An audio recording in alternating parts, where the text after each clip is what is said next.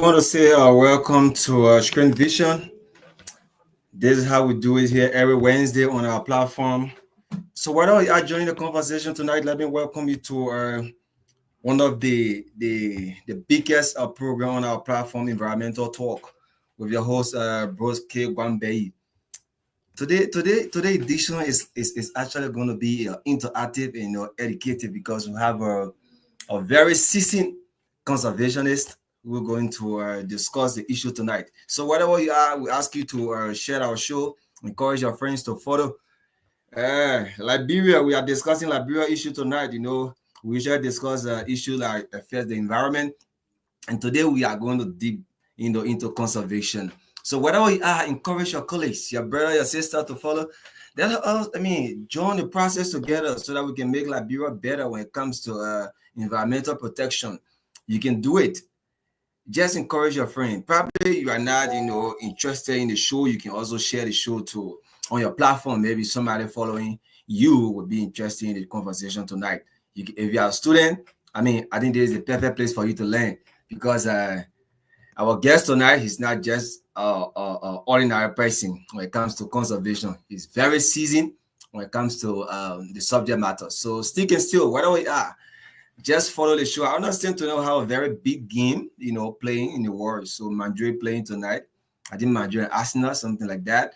So I guess a lot of people will be following that game. But I think again, this is how we do it here, and we usually come here every Wednesday to discuss the issue. And this is environmental talk. So let me quickly bring the host on, Brooke K. Guanbeh. He's the host according to the professor. Let me bring him on, and our guest is staying in the back. Let me welcome the professor. How are you, sir? It's a pleasure being here again, Tada Bala, our CEO. Thank you very much for bringing me on the stream. Yeah. Okay. So I believe people are about to follow and to join the interaction tonight, so they can make their contribution as it relates to our topic tonight. And because, like you said, rightfully, our guest tonight is just not an ordinary person, but someone who is seasoned in conservation activities, forestry management, and other things. So we will learn from your expertise tonight, actually. So thank you. You can bring our guest. Okay. Indeed, we'll learn from expertise tonight. So share our show. Let me bring the guest on. The man Victor Mame. Oh, let me hold the guest small. Let me bring Victor Mame and then let more people follow. Let people start joining the show, Yeah. join the conversation before bringing the guest on. Let the guest just relax. So the man Victor Mame, I see him smiling in the back. Victor, welcome. Yes, thank you, my CEO. It is good to be here again to discuss issues that are very very important for the growth and development of our country. So thanks again for always being there, and I'm happy to be here again tonight. Okay. Okay. Brooks. Yeah, actually, Victor, we actually welcome you again.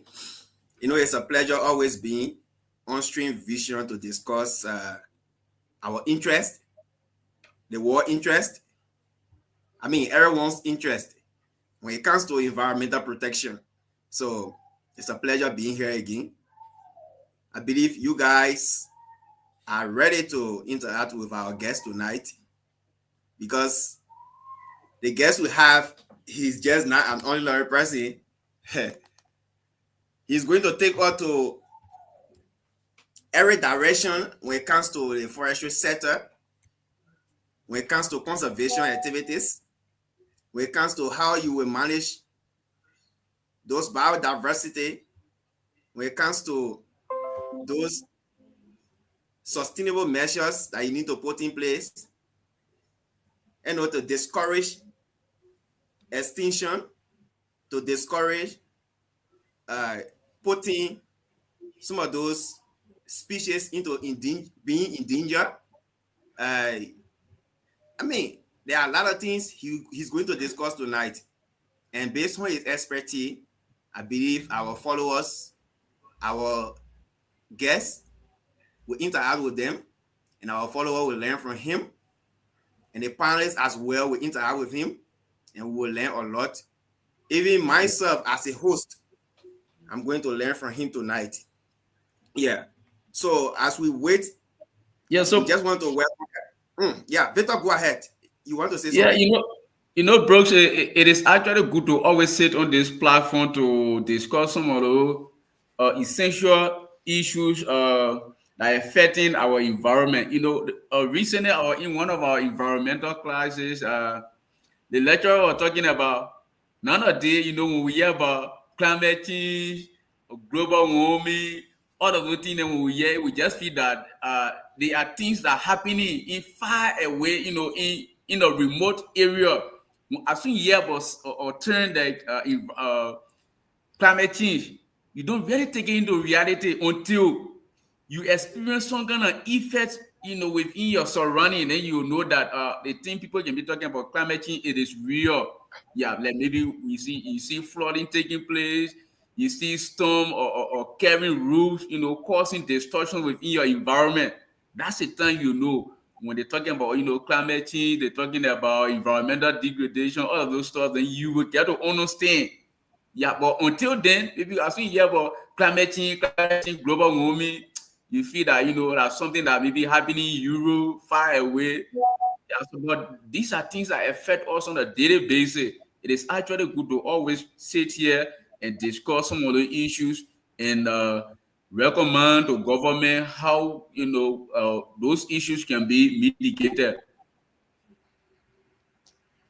Okay, that's great. That's great, actually, Victor. Yeah, I see you are smart. This picture here, Who know this guy? I told you this picture is special. It needs to be on the flyer. That's why the technician reason with me, he was able to put this picture on the flyer. Yeah. This guy. So yeah. So guys, if you're watching, sorry, bros, if you're watching and you don't know who is Victor Mame, I think you see the man in the picture, a very handsome man, from Liberia, he currently studying in Rwanda. If you want to shoot your shot, you can shoot. Yeah, but you gotta be careful though. Yeah, that's the man Victor Mame. You can see the man, very handsome man. So, ladies and gentlemen, we are waiting for our followers to join, to follow us, and we are also waiting for our few panelists that need to be on the show tonight. Our guest is at the back. He's already seated comfortably. He's prepared for tonight's discussion. So we just want to I actually encourage you to follow us tonight, participate in the discussion as the guesters to discuss the issue. You can send your contribution through text message. The number will be displayed on the screen. And then if you are right here in Rwanda, if you want to call directly, the number will also be on the screen, and you can use that number to participate tonight. Your contribution, your points that will be raised will be heard by the followers and will be heard by the guest, and he will respond to every point that will be made. So we just want to encourage every one of you that are following tonight or that always follow our usual show, the environmental talk, and the regular show that we usually have on Sunday. We just want to encourage every one of you, start sharing, participate, and feel free to interact with us and interact with our guest. So, CEO, we have gone 19 minutes, and I believe the rest of the panelists will come and join us. So, because tonight discussion, I don't want for us to delay with any other things. There are many things that are left for us to discuss. It's important. So I will suggest that you bring on the screen our guest so we can start the show immediately. Okay. Ladies and gentlemen, here comes Mr. Alan Gweh. The guest is pretty seated. Okay. That's actually good. Let me just use this opportunity to officially welcome our guest on our Stream Vision show, our usual environmental talk, where we discuss diverse issues concerning the environment, how we can protect the environment, how we can propose solutions to government to ensure the good governance measures to be put in place, how we can propose measures that you can take into consideration environmental integrity despite developmental activity need to go on. As developmental activities are going on, you should also take into consideration the environmental protection. While you are considering social inclusion, people living a life, the livelihood of people improving, you should also take into consideration environmental integrity. Protect the environment, use resource efficiently, and then to avoid what we call climate change. Because climate change is something, is a global issue that affects almost everyone. So you feel that, like Victor was saying, when people hear about climate change, they feel that it's only in America, or it's only in Europe, or it's only in maybe China. But climate change affects exactly or immediately with yourself. Sometimes the acid rain that can fall, sometimes the increase in floodings, and there are many things that we can explain. Even disaster, the diseases, maybe the people who the agriculturists, some of those pest infestation, where new pests will be introduced. Probably we don't know where it came from. Those are climate change issues. Those are the impacts. So we need to actually manage our environment and see how best we can save life and save the planet. So ladies and gentlemen, we just want to appreciate every one of you for following tonight. This is Stream Vision, and our today's edition is environmental talk, and our topic is just common. Our topic is very common and very much important. As you see on the screen, we have our guest, Mr. Alan O. Gweh. We'll be discussing tonight natural resource conservation in Liberia, a way to environmental sustainability. So I just want to take this time to officially welcome our guests and welcome our panelists, welcome our viewers, that we are about to officially start this all important discussion tonight. I remain your host. Broske Guanbeh is my name, residing in Rwanda, Kigali City, the city of Thousand Hills. So we just want to welcome every one of you. So Mr. Allen, this is Stream Vision. Today we have our distinct honor our distinct guest, Mr. Allen. He's a environmentalist or conservationist. He's a master student at the University of Liberia, where he's studying climate change and biodiversity. And then he holds bachelor degree in forestry. So he's a seasoned, personnel from the background of conservation. So we are here tonight to learn from his expertise. So we just want to welcome you, Mr. Allen. Exactly, let's just go into business. Let's start with the official introduction. Let's start with Mr. Victor Mame. Victor Mame, the guests would like to know you, and the audience would like to know you. Can you briefly introduce yourself, please? Okay, good evening once again to our wonderful listener and to our guest in studio tonight. I remain one of Stream Vision panelists in person of Victor Mame, and currently I reside in Rwanda studying in the University of Le Advantage of Kigali in the Faculty of Environmental Studies. Thank you. Thank you, Victor. We get to Tato Bala. I know you call my name already. So my name is Tados V. Bala, and I'm happy to sit on partner with my senior brother, Mr. Alan O. Gweh. Our privilege to have had some interaction with him in the past. We were on a project together, the Red Plus project. That's where I started knowing him from. Yeah, I know when it comes to discussing the issue, I know who he is. So I know tonight that we're going to learn, and even our follower going to admire the show tonight.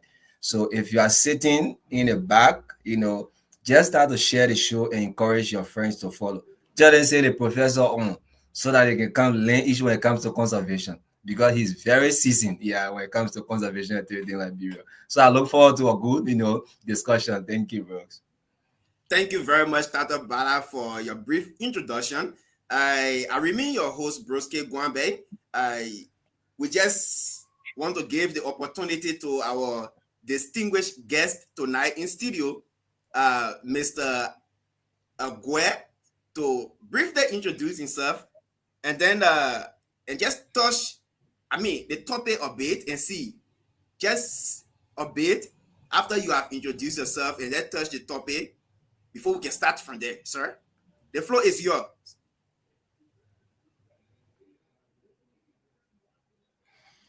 You are muted, sir. Can you unmute yourself? You are muted. I hope the network will not misbehave on us tonight.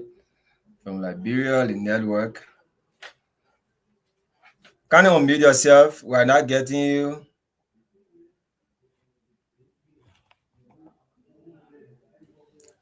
Mr. Ali, try to unmute yourself.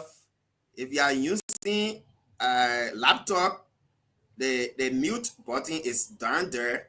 You can please unmute yourself. Okay, thank you. We are not hearing you. No. No, he's good now. Okay, are you there?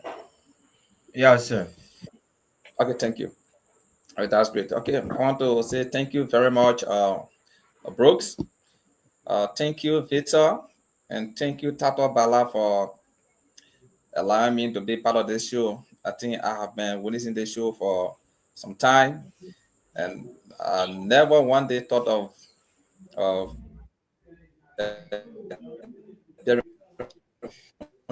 this show, but as God will have it, this show will consider to be one of the best opportunity in my life. And I want to say thank you so much for thinking about me. Just by the way of introduction, like you see, my name is Alan Ogwe. Uh, I have a bachelor's degree in forestry and also study climate change and biodiversity at University of Liberia, where I purposely try to study double masters, one in climate change and biodiversity, and another one in environmental science. And at current, I'm doing environmental law at the Lewis and Clark University in Oregon, USA. Okay. Okay, so yeah, I have been uh, privileged to have worked with the conservation program in Liberia after series of job with the government and that of many NGOs. I was privileged to work for the Forestry Development Authority and was working with one of the protected areas in Liberia, specifically the Wunokisi proposed protected area in Lofa County. So the topic today is very interesting, especially it has to do with conservation, and conservation is the same thing as environment.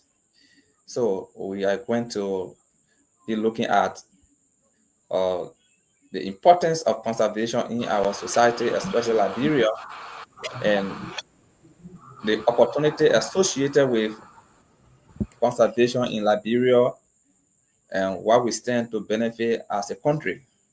And at the same time, we'll also be looking at the risks involved if we don't manage our resources well, if we don't look at conservation as an area wherein we can attract more tourists, we can attract more researchers, and even create jobs for ourselves and our people. So this is what we'll be looking at tonight. And so uh, conservation in itself as a word define itself. There was okay, so conservation defines itself. Conservation simply means, like most of the time when we are in the community, we say conservation is about eating some and keeping some. That is, you use at the same time you keep. Because we have preservation and conservation. Preservation simply means you just keep and you don't use. So you are preserving something. When you are preserving something, you just keep it and you don't make use of it. But when you are conserving something, you use it at the same time you are keeping it. Now, why should we conserve? Why should we conserve and what are we conserving? So on this note, we'll be looking at biodiversity or our forest resources, not only biodiversity, but our forest resources. And so when we are discussing the forest resources, critically we look at the plants and animals. And we are not just looking at all of the plants and animals, but we're looking at a specific diversity of plants and animals that we are conserving. And just for your information, Liberia is we are in the tropical region. So our forest is in the tropical region, and so Liberia is uh, privileged to have the greater portion of the upper Guinean forest of West Africa, where we have uh, the about 43 point an estimated 43.2% of the upper Guinean forest of West Africa, and we also have a diversity of plants and animals, some of whom are endemic to our forests. And plant and animal endemism means they are very unique to this country that you cannot find them in any other country. So when you have an endemic animal in this country, that means the animal only exists in Liberia and you cannot find it out of Liberia. So that makes it very unique and very attractive to researchers and other investors and other people who wanting to discover new discoveries. So that places us, to be a very unique uh, country. Now, so in Liberia, we have so many different kinds of plants and animals that are very endemic to Liberia. Let's take uh, the pygmy hippo, for example. Let's take the pygmy hippo in Liberia is it can only be found in the sub-region, but a large portion of it can be found in Liberia.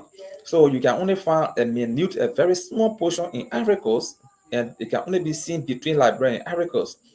And you can also see a very small portion of it between Liberia and Sierra Leone, and you can see another small portion between Liberia and Guinea.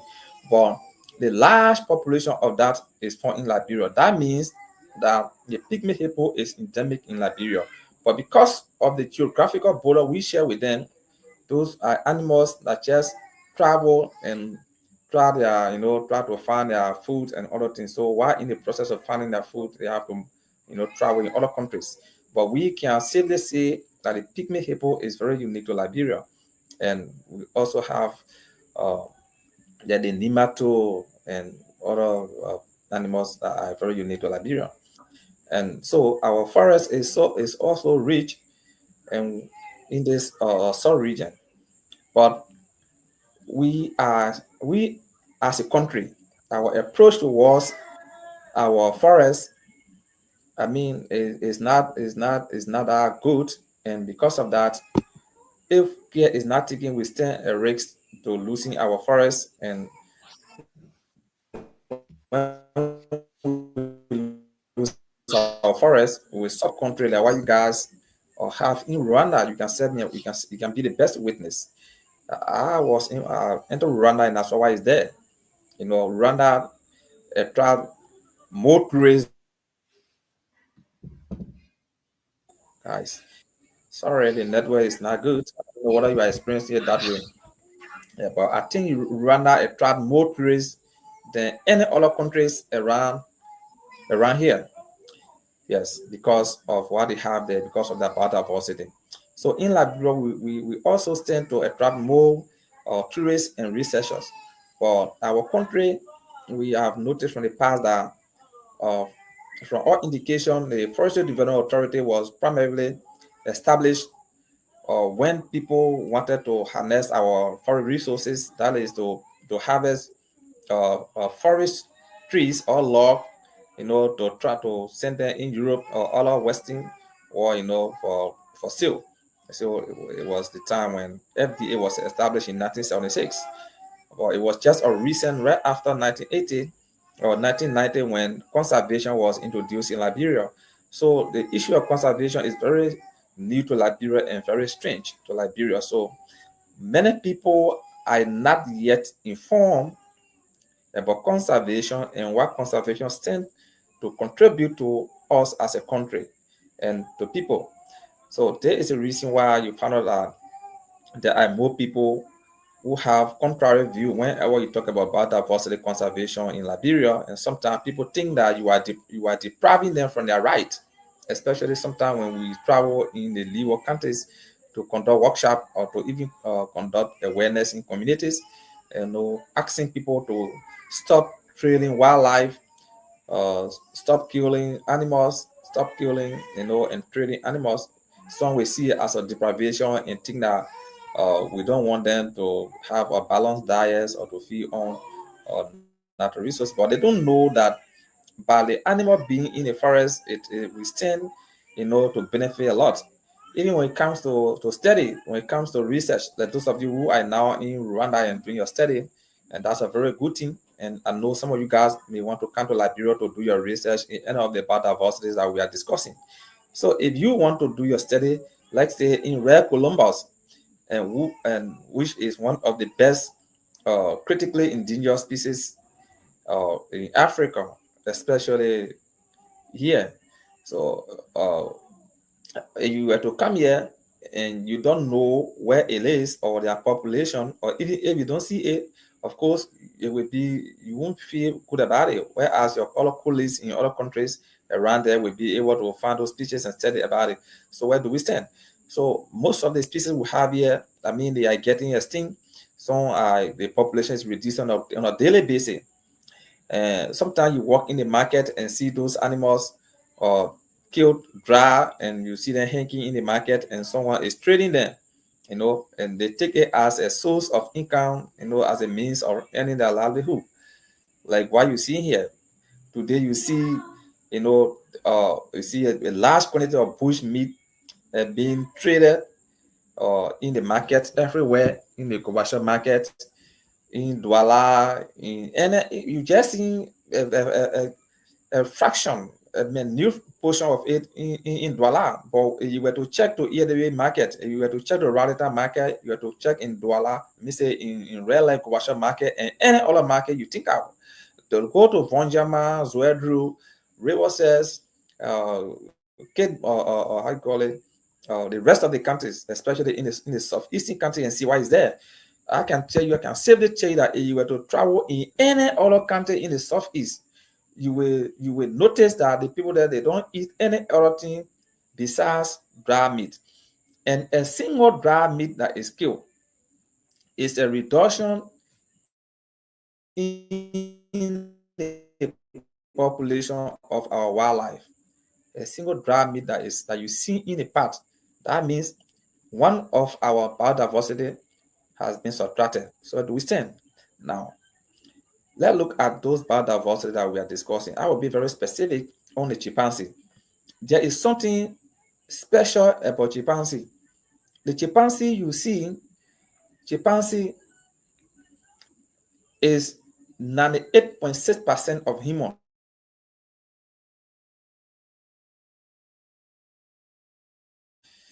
Chimpanzee is 98.6% of human. That means chimpanzee share 98.6% of our DNA. So 98% of human DNA is found in chimpanzee. Now, that means the same way we communicate, chimpanzee communicate. The same way we live with our family, chimpanzee live with their family. The same way we use tools as human, chimpanzee use tools as human, as the same way human use tools. Chimpanzee also use any other material that you think of, and they coexist. They settle palaver among themselves, and they move as a family. Any sickness or disease that affect human can equally affect chimpanzee. So chimpanzee are very unique and they behave like human beings. And I can safely tell you that chimpanzee exists only in Africa. And we have 5 types of those chimpanzee in Africa. Now, what you seen there was a chimpanzee that I rescued from Swedru. A chimpanzee mother was killed. For every live chimpanzee you see, for every live chimpanzee you see in the community, that means the mother has been killed. There is no way that you can grab a living chimp from the forest and bring that to town. No one has ever done it, except you kill the mother. And when you kill the mother of the chimpanzee, the father or any relative will have to come in defense of the mother because they fight for each other the same way you and I can defend each other. So for every time you kill a chimp, the mother or the brother or one party within a family member has to come and defend. And you must be very proactive to track the particular individual down. Maybe you will track about 2 or 3 of the chimpanzee down before you can bring one living chimp to town. And before you can bring a living chimp to town, you must have subdue it. That is, you got to beat it to the extent that you have to, beat it unmercifully. And in the presence of beating, you may likely burst the eye, or you have to induce some level of injury, or before you can bring that chimp to town. And when you bring the chimp to town, you must tie it. You have to tie it on a rope, or sometimes put it in a cave, or in a closure where it will be uncomfortable. And chimpanzee does not live that way. It's totally against their normal life. Chimpanzee travel 5 to 6, 7 kilometers a day in search of food and what all they want. So if you grab the chimpanzee and put it in prison, or you torture it, or you place it in a cave and start feeding it with a lot of things. And sometimes we humans make a lot of mistakes. Sometimes you buy biscuit and give it to the chimp. But realistically speaking, does chimpanzee live on biscuit? Biscuit is not their normal diet. Those things live by vegetable. They live by eating green leaves, or fruit, and other things that they feed on. So if you grab the chimpanzee and bring it in the community and start giving it rest is not that they don't know rice. Chimpanzee doesn't eat rice. Sometimes you give a biscuit, you give a or bread, flour. Those are not things that they feed on. But however, they will start feeding because they don't have any option. Now you observe when they start to eat those things, you notice that their body structure will start to change. Maybe they will start or developing some itches on the belly, or sometimes they start coming down with different sickness. Will come and start to tease it. Sometimes they knock it with stick, and because they want to hear the chimpanzee crying, or sometimes they try to play fun of the chimpanzee. So in the process, the chimpanzee is in total, is living a chaotic condition. Is cry a lot and feel very unwanted and feel torture and feel very bad. It's just you can put that in our own shoe. If human being is captured by wildlife and taken in the forest, could you imagine how comfortable will you be? Could you imagine how your parent will be thinking about you? How we are not we look like them, but we are not like them.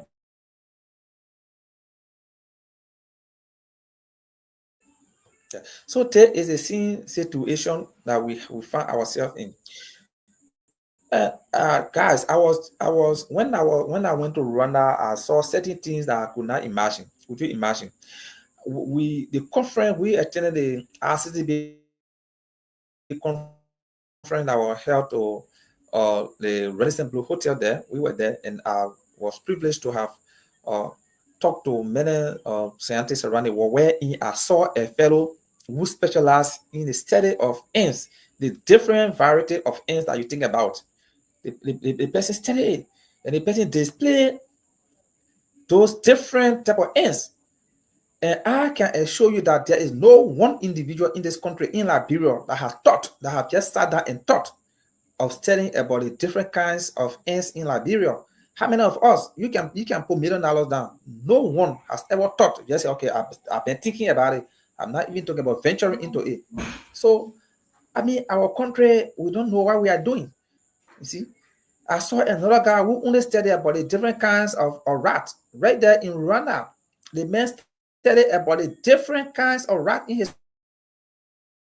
country. And this guy has a doctorate degree in the study of rat. And he was explaining, the guy was telling us about the poisonous rat, the one that is helpful, about their lifespan, how they contribute to the soil, to the biodiversity. I mean, he was discussing it on the screen there, you see.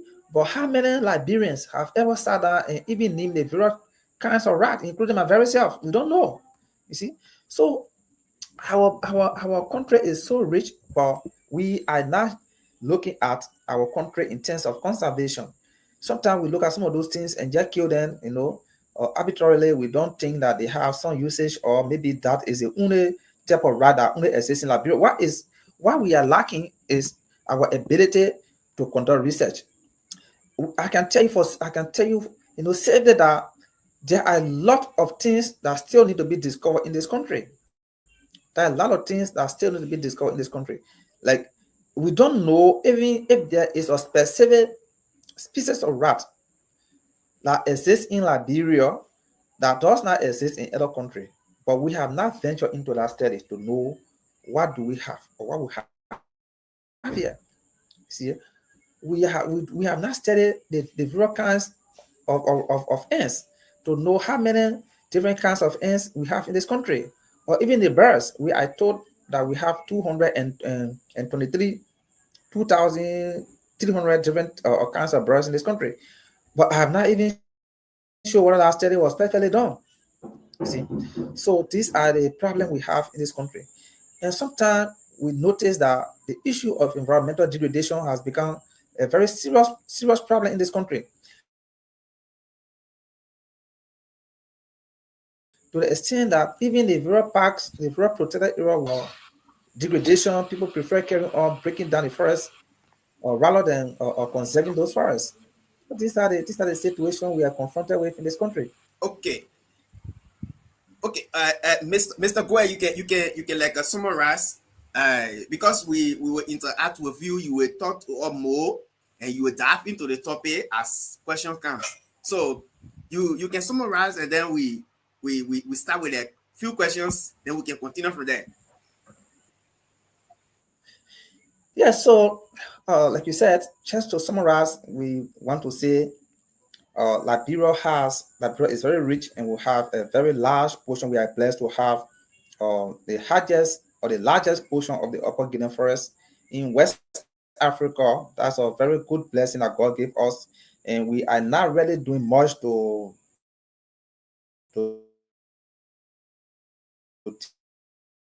degrade the forest. We are doing a little. Is our ability to venture into research, to venture into study, and the full protection of our element in this country.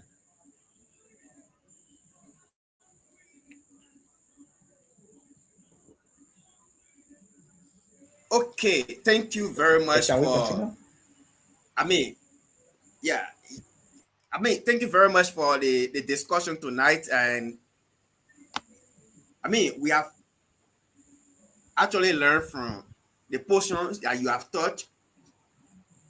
We just want to do it interactively, where we will ask you a few questions, and we will interact with you as well as our followers will interact with you as well.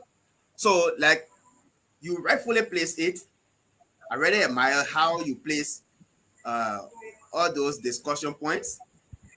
It is important to note that Liberia is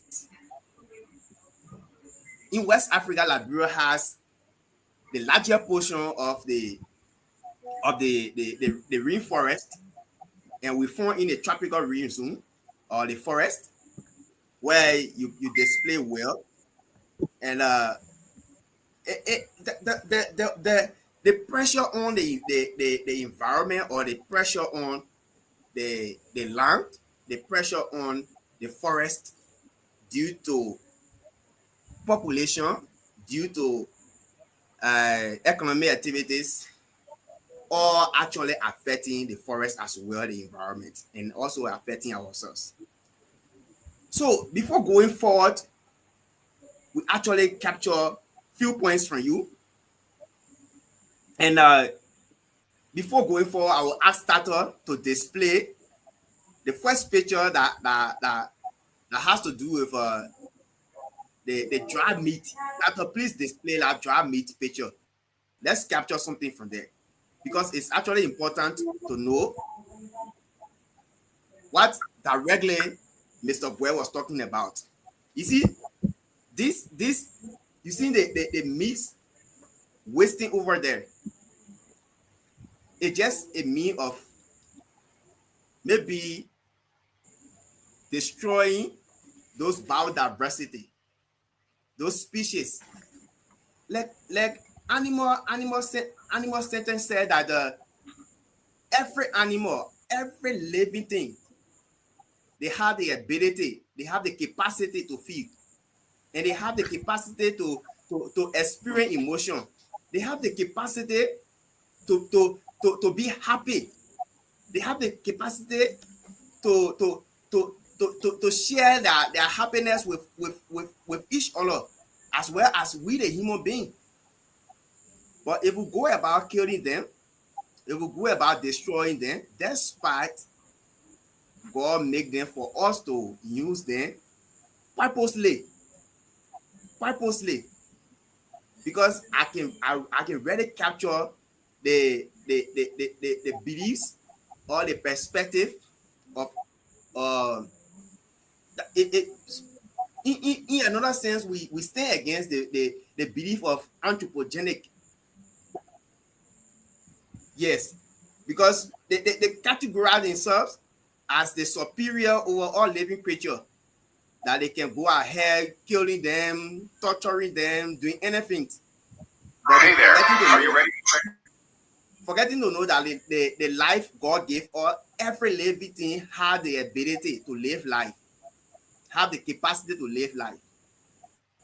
So diving into the discussion tonight, Mr. Victor Mame, having heard from our guest, touching all angles when it comes to how to conserve biodiversity, how to do otherwise that we will maintain, and he rightfully defined conservation and then preservation. Conservation that has to do with we in our common saying like bro say ison and listen. Then the preservation aspect is keep this thing, don't touch it at all, because it's meant to be new. It's meant for the future generation to come and see how it looking at. Conservation, you ison and listen for the future generation as well. So Mr. Victor Mame, we are to you. Let's interact with our guests so our audience can learn from us tonight, because it's important. We environmentalists, and before going for Mr. Gweh, all these guys you are seeing on the screen, they are all environmentalists. Yeah, Tata Bala is about to graduate as an environmentalist. Yeah, Victor Mame is about to graduate. He's a master's student now, currently. Tata will soon be master's student. So they are all environmentalists. Myself, I'm a master's student in environmental study. So it is very important tonight we interact with you lengthily and see how best we can find solution, or we can propose measures, mitigation measures, that we ourselves, in collaboration with the government, with NGOs, with the community, that we can conserve the environment and conserve those species that are within the environment. Victor Mame, we are to you. Speak to us. Yes. Yeah. Many thanks to our guest tonight. He actually laid down the basics for the discussions of tonight. As he rightly said, once we talk about natural resource conservation, everything is being brought back again to the same environment, because those resources that we hunt, that we exploit, they are all found within our environment. And then, one of the problems we have in Liberia there, is the reliance 80 to 90% reliance on natural resources. Most of the communities relies on natural resources. If you just live outside Morovia, any country you enter into, if the person is not a farmer, they will be, they'll just be doing something that is, they might be hunter, fisherman, palm cutter. That means maybe they rely on the palm resource, or they are a gardener. Yeah, somehow they are just cultivating natural resources, and it is very, very dangerous for our country. When it comes to the hunting aspect, on a daily basis, you see the market women, they are going from one country to another, from one bush to another, from one village to another, buying bush meat. And as he said, those bush meat that are being killed, some of those animals can be pregnant. They don't want to know. If a hunter go in the bush, walk from in the morning to the evening, if you cannot find animal, you go see a pregnant deer, you will kill it. And as you killing those animals and reducing the species, the population of that species within the environment. Then we talk about cutting down of the forest again. People are engaged into slash and burn farming, cutting down forest to make farm. Again, the topic we discussed the last time on the same platform, the charcoal production, cutting down of natural resources, cutting down of forest to produce charcoal. You see it? So the population is solely or reliant on natural resources. And natural resources are important. Take, for example, the forest. The forest is so important to our very self. It helps to regulate climate action. But if we cut down all of the forest, like in recent time, I was listening to the news. They said there was a heavy storm that carried on some destruction around that Carisburg region, Maserati District 1. Carisburg or Benksonville, Bento. Yeah, there was a heavy storm that carried on mass destruction. And if you look at the whole charcoal production that there or these are the area it started from. Now, if you go to that whole Bento area, there is no bush. All of those bush have been it have been cut down, and then those sticks have been burned to produce charcoal. And the effect is coming right back on us, causing storm. Storm are damaging homes, destroying lives and property. Okay. Yeah, you can Yeah. summarize. Yeah, it is very, very important that we always gather to discuss some of the issues, and then we can propose to government. It's very important. Thank you tonight. Okay, Victor. Okay, Victor Mame, thank you very much for your brief statement as it relates to the discussion. Dr. Bala, we are to you. What say you? Talk to us and speak to the guests. So thank you, Brooks, and let me say thanks to those who are following the conversation tonight. The issue about forest discussion in Liberia in search of livelihood is not anything that is healing. In Liberia, the guest said there are a lot of people who are carrying on illegal activities, both legal and illegal activities within the forest. Like as we speak now, the FDA from the Grand Julia end, they arrested some Burkina Faso. I think more than 10% I saw in that video. And they took them. These are people that are just in the forest, destroying the forest, carrying on agricultural activities there. So they get arrested and they took them to the police station in that place. So these practices have been going for a very long time now, and I don't know it is because of the message, the allegation is going around. There are a lot of conservation organizations that are discussing the issue, but yet and still we still find it difficult. These various animals, their lives have been threatened by the hunters, and then the forests have been chopped down because of you know farming activities, agriculture. People want to plant to get something to eat. But what I would like to find out from our guest this evening is, I want to know what have been the people say. What have been the people saying you've been working in the rural areas? Sorry, what have been the community people? What have they been saying when it comes to the message that you guys been pushing around? What have you already been saying? What been the response when it comes to conservation, educating it? Don't keep the forest, don't chop the forest down, knowing fully well that the forest they depends on the forest for their livelihood. And now you're telling them that listen and listen. What have been their response? Okay, thank you, Titus. Thank you so much for that question. And I feel so safe because all of us are from the same background.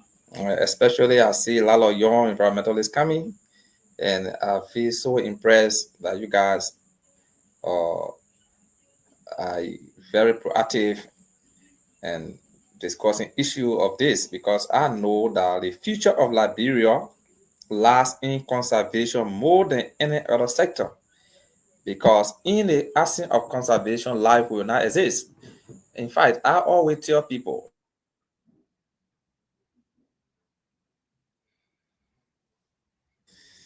okay, thank you. I'm experiencing a bad network from my side, so when I break in, just know that. Um, I always tell people that conservation was the first mandate God gave to mankind when He created the first uh, two-person Adam and Eve. The first thing He told them is that eat all the fruit in this garden, but do not eat this. That was a conservation. God wanted them to start conserving right there. And men became very much disobedient to God, and we find ourselves here today. And the message still continue. So the first course, are the basis or the base of all science or all sciences is conservation. So in as much we conservationists, we believe that we are the best. Now, back to your question. Or sometimes when we are in a communities, trying to sensitize our people, creating awareness, our message is all about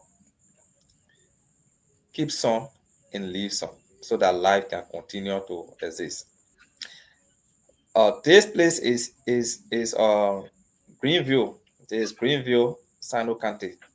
When we were creating, on this day we were training our joint security, including the police, the LDA, the custom, uh, the immigration, and so forth, including rangers and other community people. Now, we were training them because they're in Liberia, especially in the southeastern region, there are many illegal activities ongoing there. You won't imagine that there are people, there are agents in the communities who are there buying pangolin skills. They're there buying pangolin skill. All of us here know the size of a pangolin. So if you see about 9 balawala bags of pangolin skill being arrested in Zwedru, what comes to mind? If you see 9 balawala bags of pangolin skill being arrested, that is a practical issue. And 9 balawala bags of pangolin was arrested in Zwedru. And this fellow was transporting these balawala bags filled of pangolin skill in Africans. This is not his first time. That is a business he has been making. So that means about over 2,000 to 3,000 pangolin have been killed. About 2,000 to 3,000 pangolins have been killed. Now, another fellow was also arrested with over 2,000 uh, parrots. This guy has been trading parrots in the southeastern region, especially in Granji there. The guys has a glue. He will capture some living parrot, carry it in the bush, and glue it. He will map a glue on the tree and place the parrot on it. Sometimes he will pull a parrot in a basket or in a box or in a cage and place it there, and then the parrot will start to call. When the parrot is calling, other parrots around will come to locate to know what is happening, where is their colony or where is their family. Then in the process, as they sit on the various trees, they will be glue. The glue will capture them and they will not have the time to move. There is the way the guy has been hunting parrot, and the guy has been doing this business for a very long time. I'm told he started it in 2022, and he has transported, he has been smuggling parrot from Liberia to Arico for a very long period of time. We don't know how many there months. And there are also guys who have been uh, smuggling chimpanzee from Liberia to Arico, from Liberia to Guinea, from Liberia to Sierra Leone. And they are in business with, they have their counterparts in those places who are sponsoring this business. Now, whenever we engage people who are in the business of killing this animal, sometimes they look at it as a deprivation. Because when you kill a chimpanzee and bring it to town, or you kill a parrot and bring it to town, the belly of the dead parrot is not expensive as compared to the live parrot. Because the man who is carrying a live parrot is going to sell it for a huge amount of money.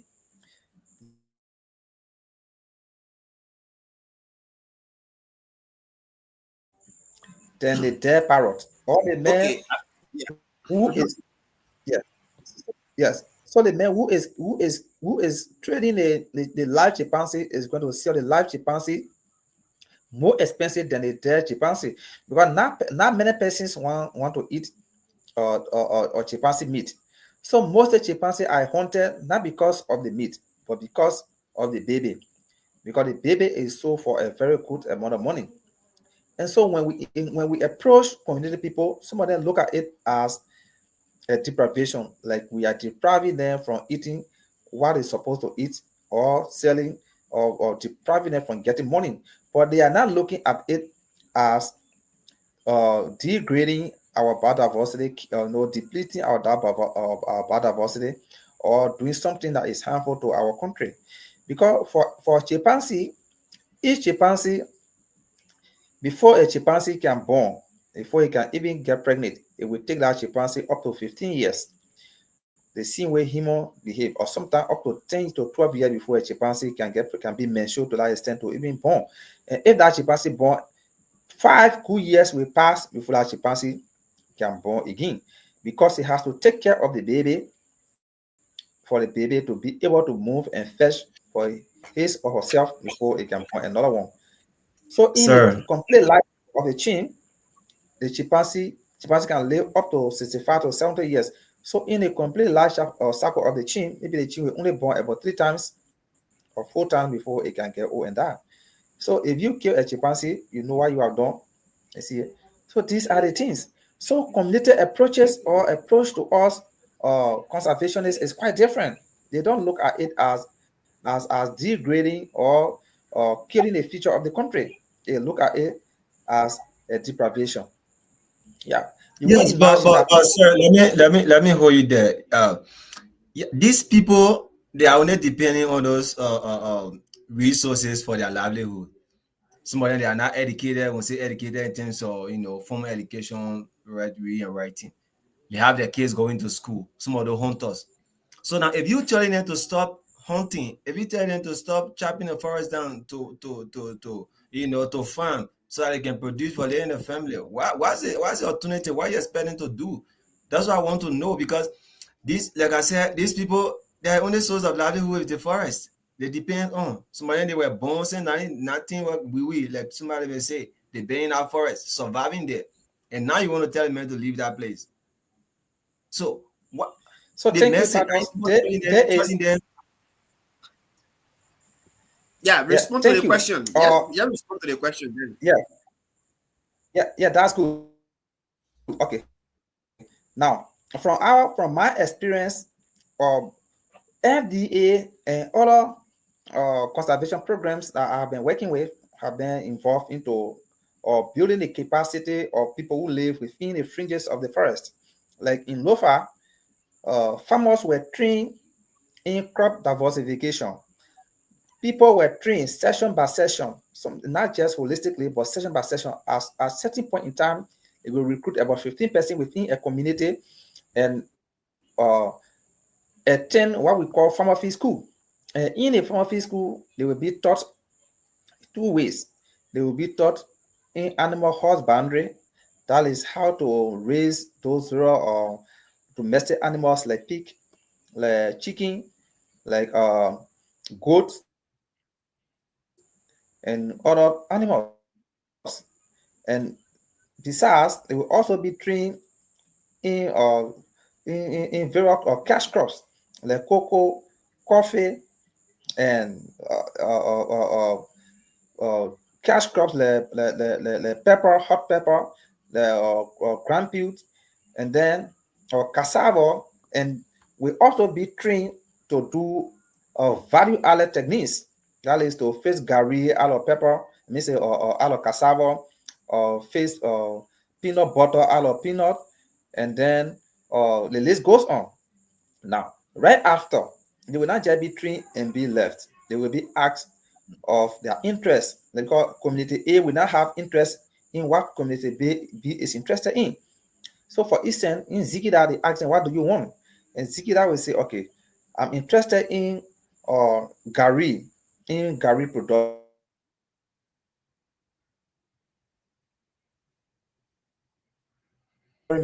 Or now to do cassava value process. That means, so right after, they will give them cassava grinding machine.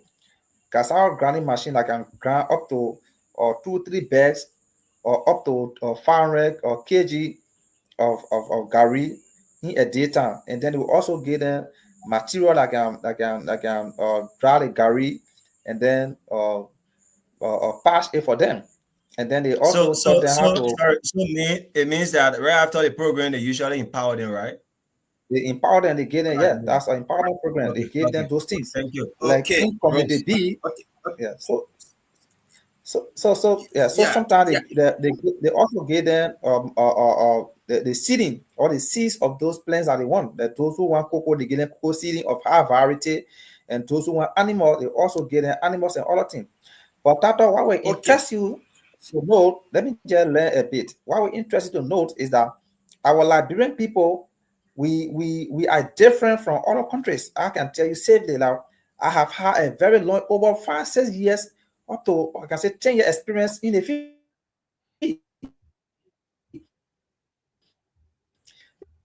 If you get our Liberian people the goat, we rather sell our goat and pay their children school fees with it. Some will even kill our goat when they're having a feast or other programs. They will, or even weddings. Some will even sell our goat. Some will plant the cocoa and will not go there to clean in the cocoa. I'm telling you practical story. If you get a chicken, like in Korea, there were chicken that are FAO gave it to people. They even built facility for them to be producing the brown egg that they are importing from India. People, it would interest to know that the people of Liberia, of Korea, when they kill our chicken, they devour the chicken among themselves and cook it into bogi. And today they are saying that people should still empower them. Like in Zikida, after a lengthy 9 months training from SADS, they asked them, what do you want us to do for you? After the training, some say we want you to build bridge for us. Some say want you to back up for us. You tell me, Tatos, somebody who was trained to raise pig, that was trained to do climate smart agriculture. That is, you make your farm without burning it, you grow your cassava, planting, or whatever, or pepper.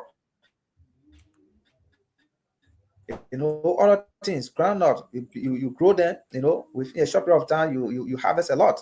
They ask them, what do you want? Do you want us to give you equipment? They say, we want you to back up for us. Suppose you want to build bridge for you. So what sense does it make? So they don't have interest in okay, empowering themselves. So sometimes some people always say, I don't. It will take me a long time to grow cocoa. But if I take my gun and get in the bush within a night time, I'm able to kill reindeer. And one reindeer is 15,000. So what time will I take to grow pepper before after 3 months I can start getting that 50,000? So I mean our mentality towards ourselves is quite different. So Yeah, that is in that way, before I can come in, does that mean that it's not sustainable? Should it stop? That's the thing I want to get from that. Since you can empower them, and then after you have empowered them, few days or few weeks or few months after, they exhaust everything through consumption, and then they sit with nothing, and then they say maybe I prefer going in the bush to go hunt. Does that mean that the empowerment is not sustainable or what? Let's get something They from don't they don't have interest. They don't have interest Okay. to make it sustainable, because like I said, they feel that it will take longer time to grow the vegetable, the pepper. It will take the 90 days before you can start harvesting. It will take you 5-6 years or 3-4 years before you can start harvesting your cocoa. It will take you a little over 3-4-5 months before you can even have a very good or number of goats or livestock. So they are not looking at the bigger version of the empowerment. You tell me, if you have a cocoa farm, let's say 15 acres of land cultivated with cocoa, you will use that cocoa even in your old age, and your children will inherit that cocoa farm. But not all of your children will inherit your gun, because you only have one gun, and not even every one of them will have interest in hunting. So if you were giving a high variety, Mr. Gweh, let me hold you there. I will ask sorry, you when we go forward. Maybe I will ask you certain questions as it relates to that. Victor, you should please remind me. Let's get something correct here. We environmentalists, our interest is to conserve the environment, to protect the environment, because we know very well that if we damage this environment, the adverse effect will come back on you. You will experience the adverse impact through climate change impact, or through other things, or through any I mean, it can be maybe wind, maybe wind, precipitation, it can storm, be maybe floodings, it can be storm, it can be anything, diseases, it can be can be even polluting flood, the air, it will come back to you. There are many. So what we outbreak trying to of get here is diseases. yes, outbreak of diseases. Those are things that we and it is very difficult to balance developmental activities with with environmental conservation, because this is a conflict that the sustainable development goal is experiencing to balance. But we must do our best, though it is difficult, but we must do it, because if we don't do it, then we stand to gain nothing in the future. Meaning, the future generation will not have we will compromise the interest of the future generation from getting their own needs.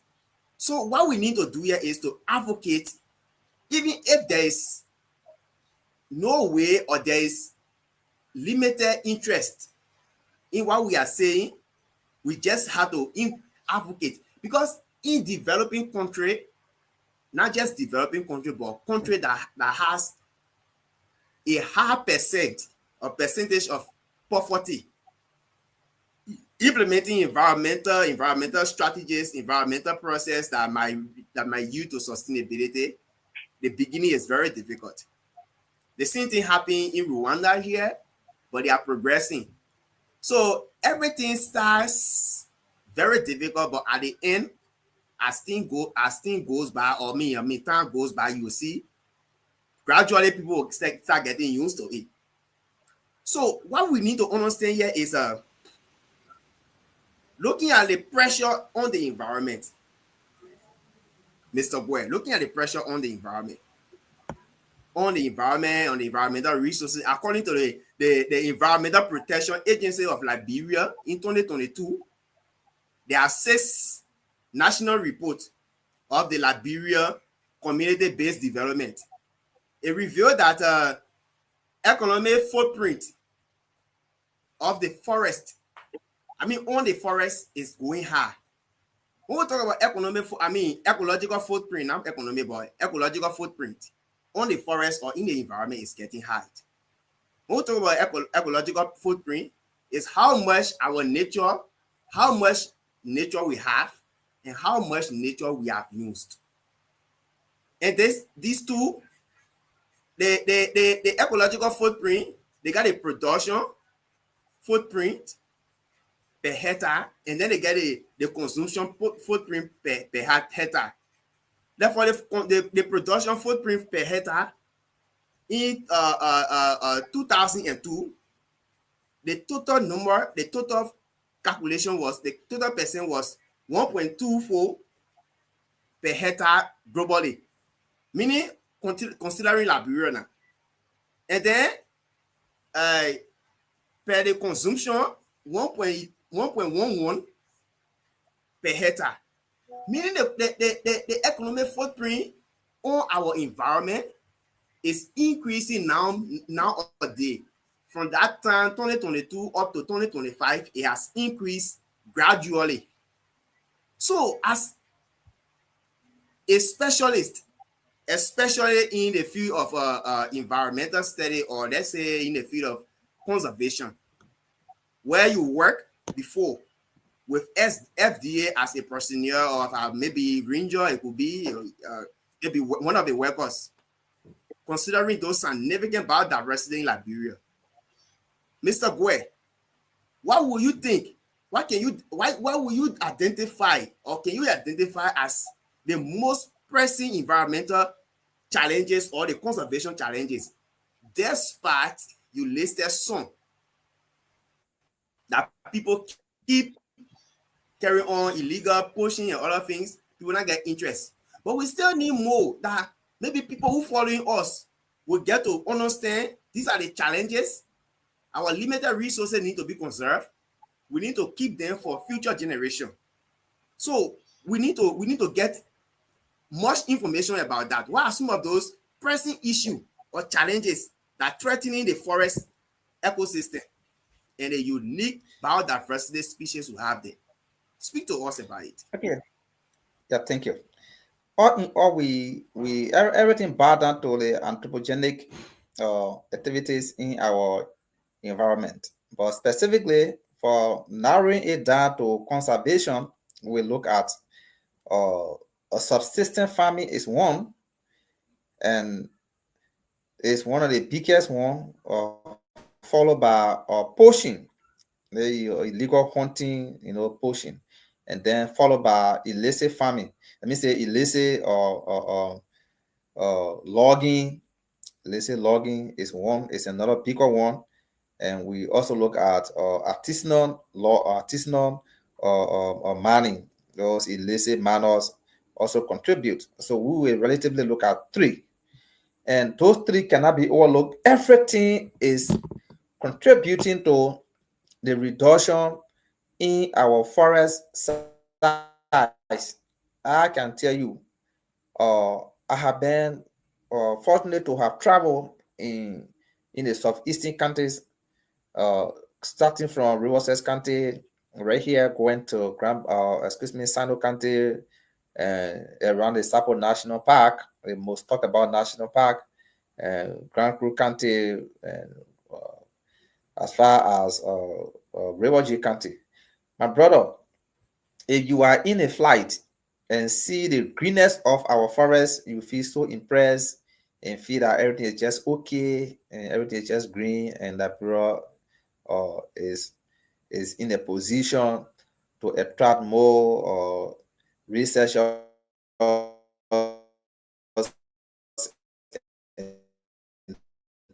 tourists. But But get down, nothing I can safely tell you. Because there are guys in the southeastern part of Liberia who are conducting restless artisanal mining. Restlessly. They are doing it from day to day, time to time, night to night.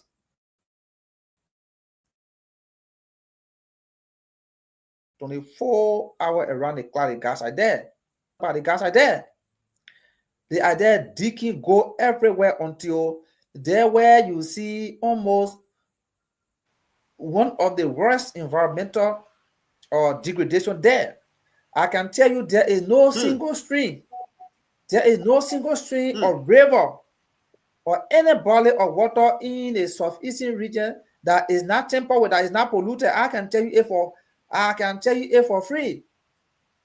Especially in Grand G there, in some part of River G County, Sino County, and Grand Creek County. All the bodies of water. I traveled there lengthily. No bigger town left untouched. I went there. I was there with Flower. The Federation of Liberian Youth conducting workshop and awareness creation there. Everybody of water we saw there, they were all looking molly. The turbidity was high. In fact, you could see some places where the guys have already stopped the water in another location, and then they are digging there and only using water pump machine to get the water out and get what they want. I'm telling you, it's there currently. Okay. You see it? Brother Ali. One of the things that we also want to understand here is looking at according to the Environmental Protection Agency of Liberia, in 2017, the National Biodiversity Strategy and the Action Plan 2 that was meant for 2017 to 2025, and the Guanbeh report from 2023 giving Liberia recognition as the global center of plant endemicity and its crucial role, which it appears as a significant portion of the remaining upper Guinea forest that we know. What specific managerial skill, or maybe let you say in another way, managerial strategies or institutional collaboration, where you from your skill, from the background of forestry development, where you guys work in the field, work with administrators, work with managers. What are some managerial collaboration or strategies that you think, you believe is more crucial for effective overseeing and protection of this the biodiversity or those forests in Liberia, from your expertise, where you work in the field, you work with other people? I think It's the best Liberia can important do. to know those things. Yeah, it's important to know those things when they are not effective. We know most of our biodiversity have been threatened, and most of them have gone in extinction, and some are critically in danger. Yeah. So if we are lack of certain managerial strategy or skill, or maybe collaboration with other entity, it becomes serious embarrassment that even if we talk as an individual, your voice will not be heard. Yeah. So what do you think, based on your skill, based on your knowledge in this field, or practically, what can you say to us as it relates to this? I think the Forestry Development Authority needs to play her role as the sole custodian of Liberian forest. It will be a frustration for you to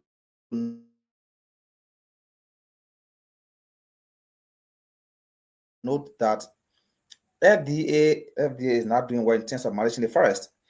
Evidenced by the number of people that the management of FDA is employing now. I can safely tell you that if you were to reach in FDA, you will notice that FDA is creating more interest in logging than conservation. It has always been a situation in FDA where more people or more permits are given to loggers than promoting conservation, simply because they want to get quick money from the forest than that of conservation. Today, our rangers, to serve as a ranger in Liberia, that means you have agreed to live your life at risk, to put your life at risk and to live in a jeopardy. Because rangers, I know, are not protected in Liberia as compared to other countries around here. Liberia is more vulnerable, I can tell you. In other countries around here, rangers are carrying firearm that you cannot even enter the protected area. But I can tell you that those illicit miners and loggers or hunters in the forest, in any other forest in Liberia, they have the power. They can tell ranger not to do anything. Could you imagine? Now, so FDA is not really taking the protected areas in Liberia, as an area of attraction to investors.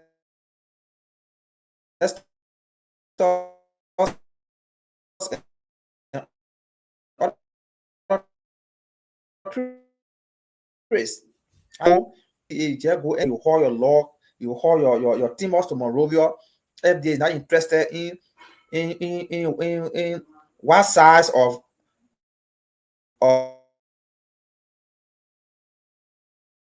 tree or log before you can harvest a tree.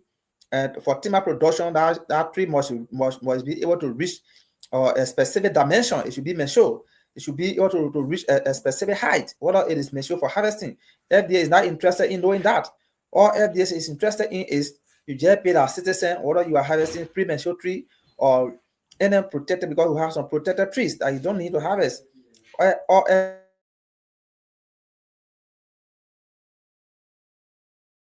Yeah. Okay. Thank you. Before we go, thank you. Bro, I just want to come in Yeah, thank quickly. you.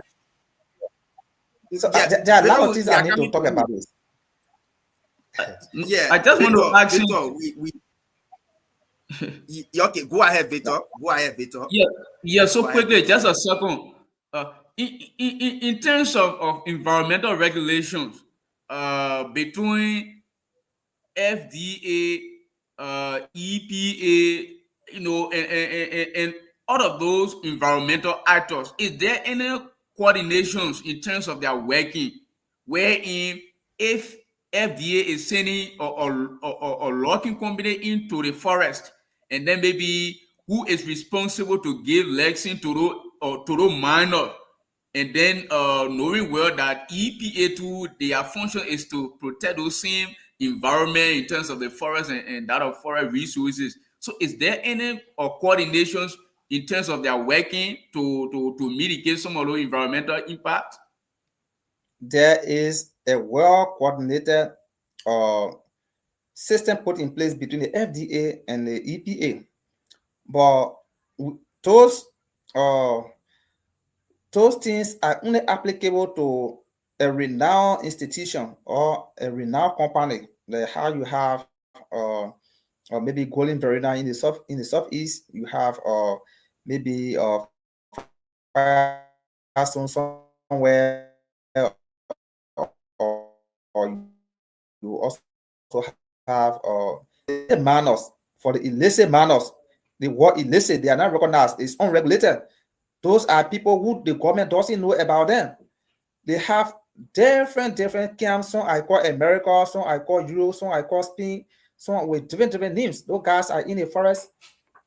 Those guys are in the forest, and they are in the forest, and they do anything they want to do.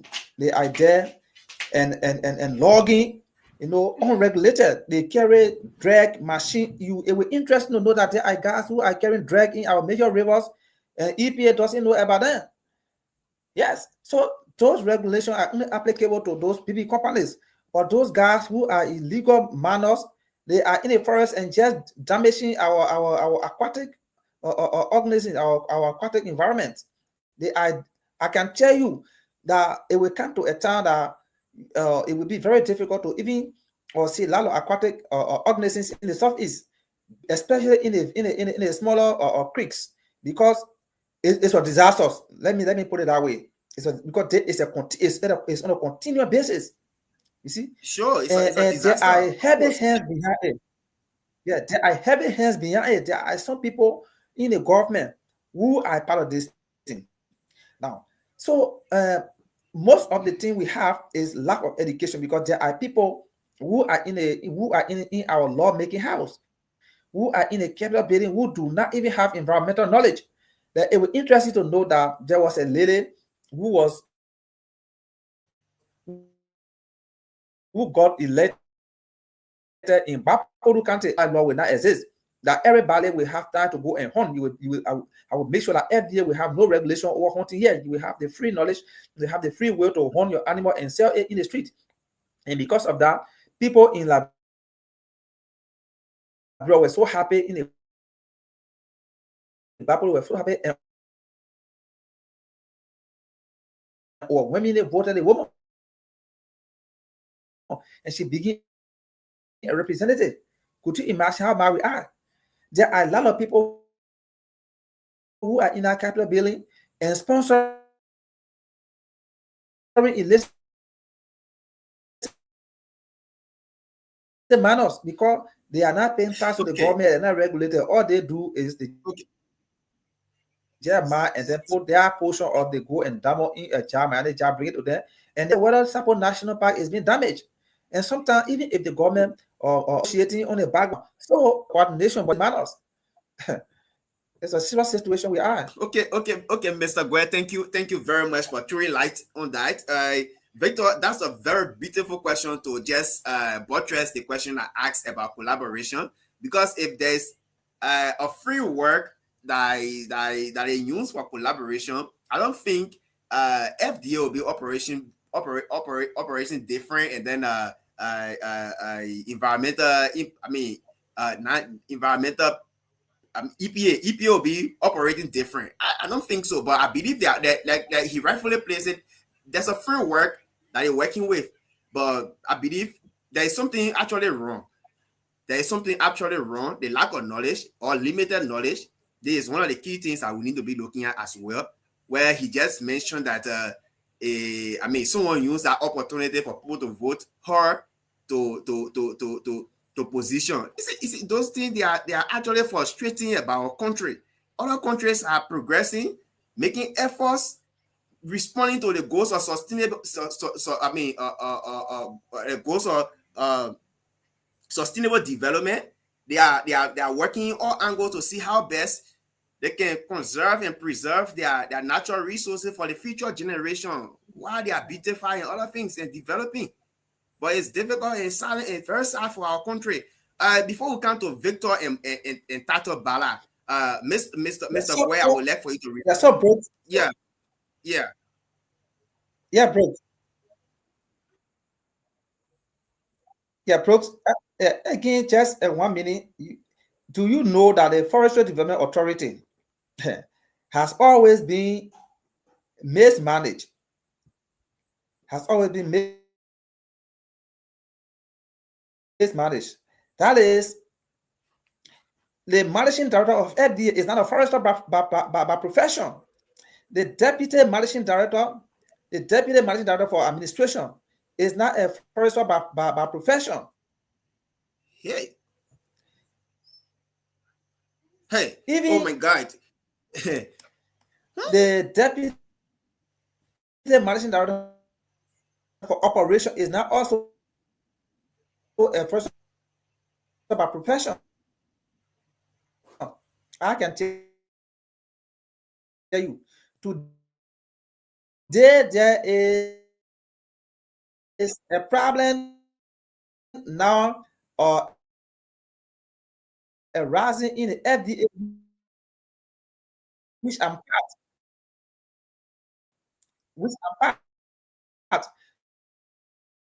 There were what's that? What's the problem? Employment done in the FDA with gas. Some of the gas just a little that I was employed in FDA at the East Niba Nature Reserve. This lady is not a forester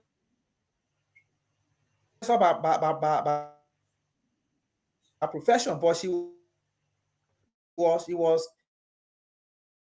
employed Mr. Gweh, let me read that. Mr. Gweh, I think you have to go off and come back.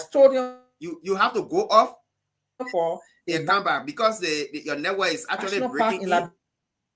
We are not actually hearing you. Yeah. I think it's okay. He will actually come back. It's actually silent.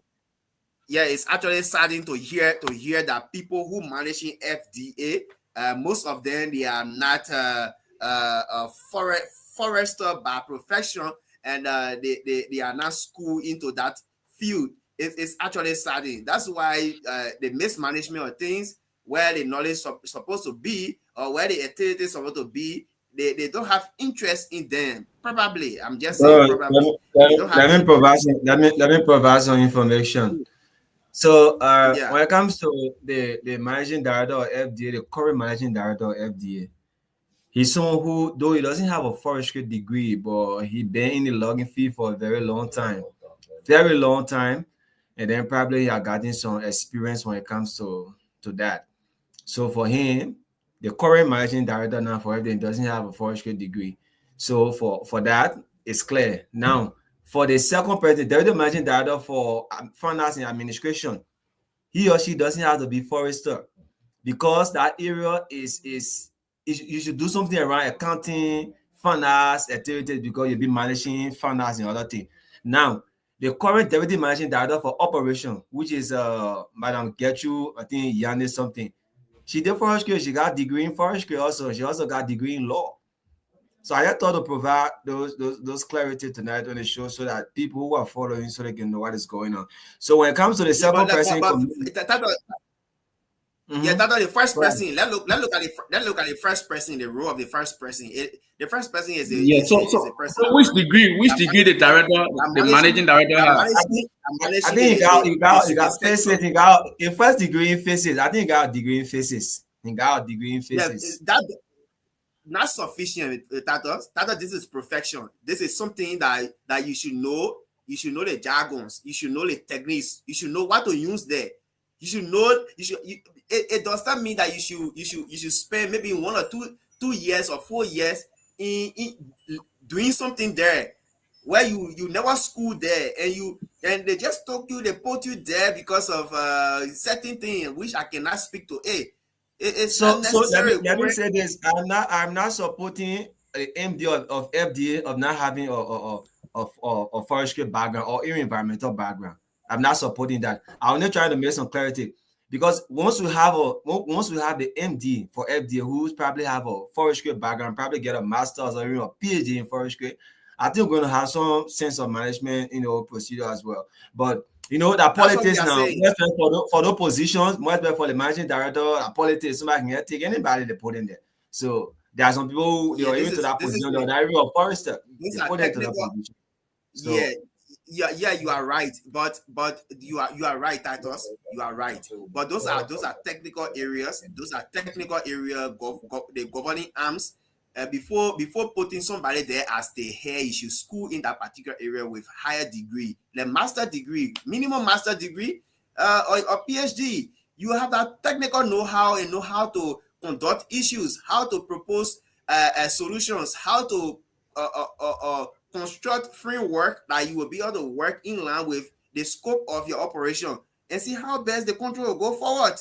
But it's saddening that to hear that the person who is the managing director does not have the requisite a degree or qualification as per profession. I'm not discussing practical now, as per profession. It's saddening, brother.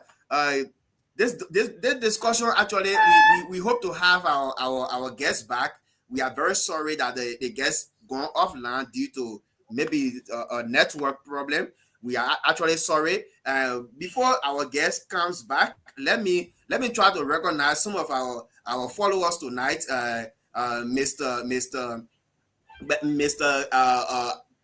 Johnson, our senior brother Ash Johnson, we actually appreciate you for following tonight. He's following from Kigali right here. We actually appreciate you. Is it Loveday? Yeah, Loveday. Loveday says, good evening. Actually, good evening, family. We actually appreciate you for following us tonight. Our comrade David Flomo, the guy said nice presentation.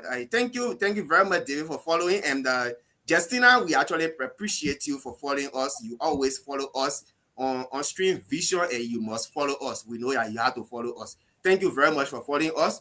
And there are few guys there. They are still following, and their information having appeared on the stream for us to shout out them. Our guest is back actually. So what we were saying, Victor, let's hear from you before we hear from you. There's a very important question here before we hear from you and go to Titus to talk to the guest. Mr. Gweh, like this question for me. My question is actually on the managing aspect, because if we don't have the system of management, we don't have the structure of management, and where corruption are many, I mean, the activities of corruption are many, we will not go anywhere. That's my interest.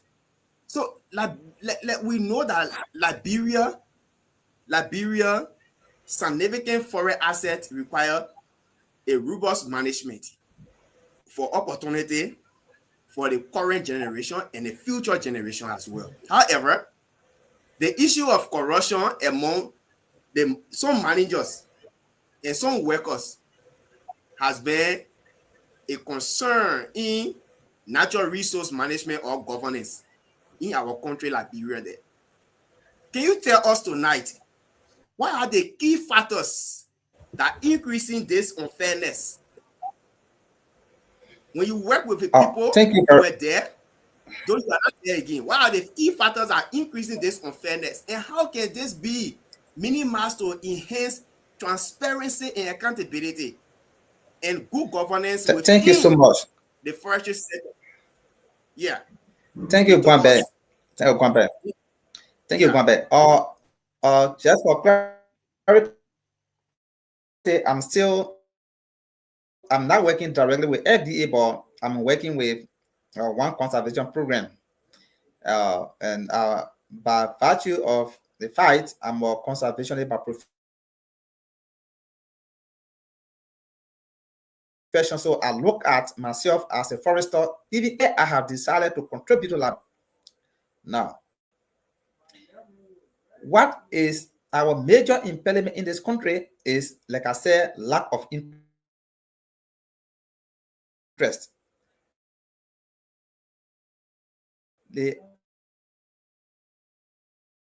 Our government inability to appoint foresters in higher positions. Our government inability to employ people who have interest in conservation is our major impediment.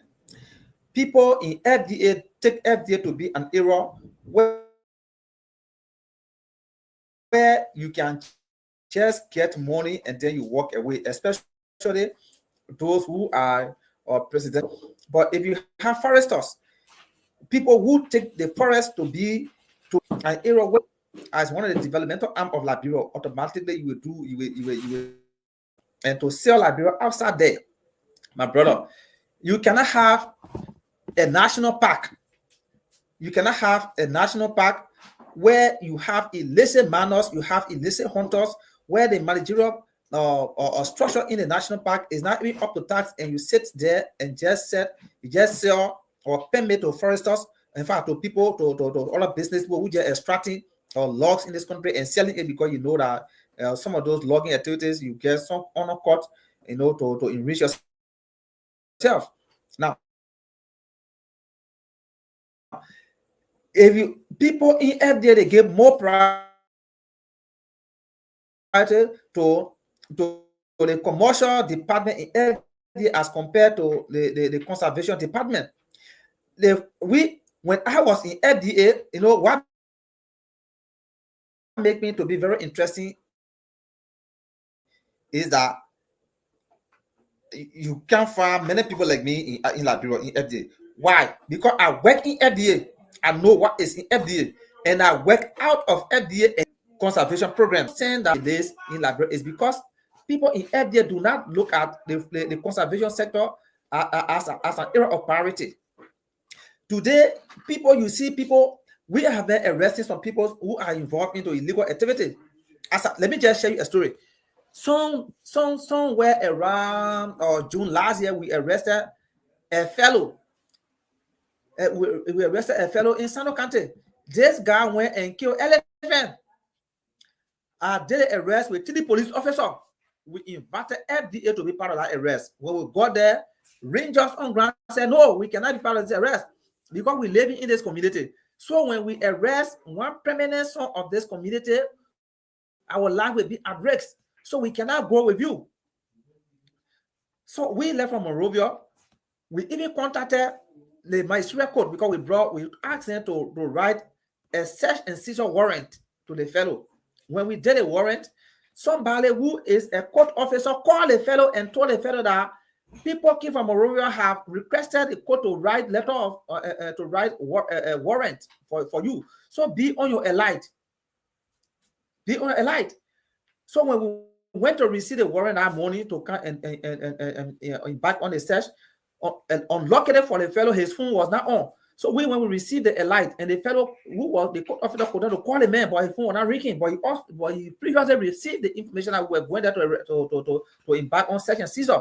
Could you imagine? Could you imagine? So we were vulnerable. When we got there, we contacted the FDA personnel that were on ground. They said they cannot work with us. So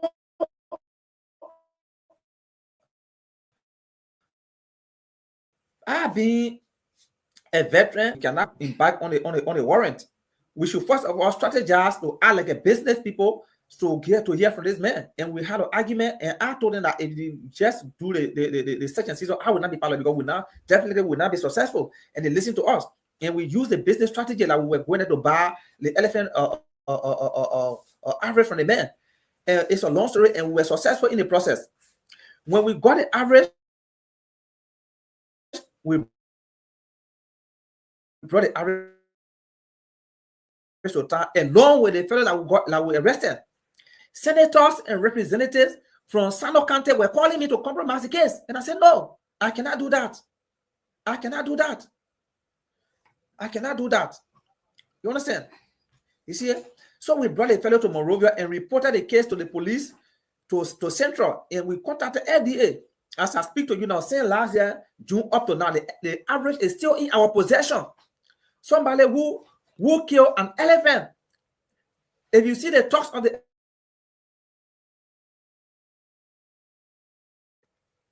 the average, one of the average is bigger than you and I.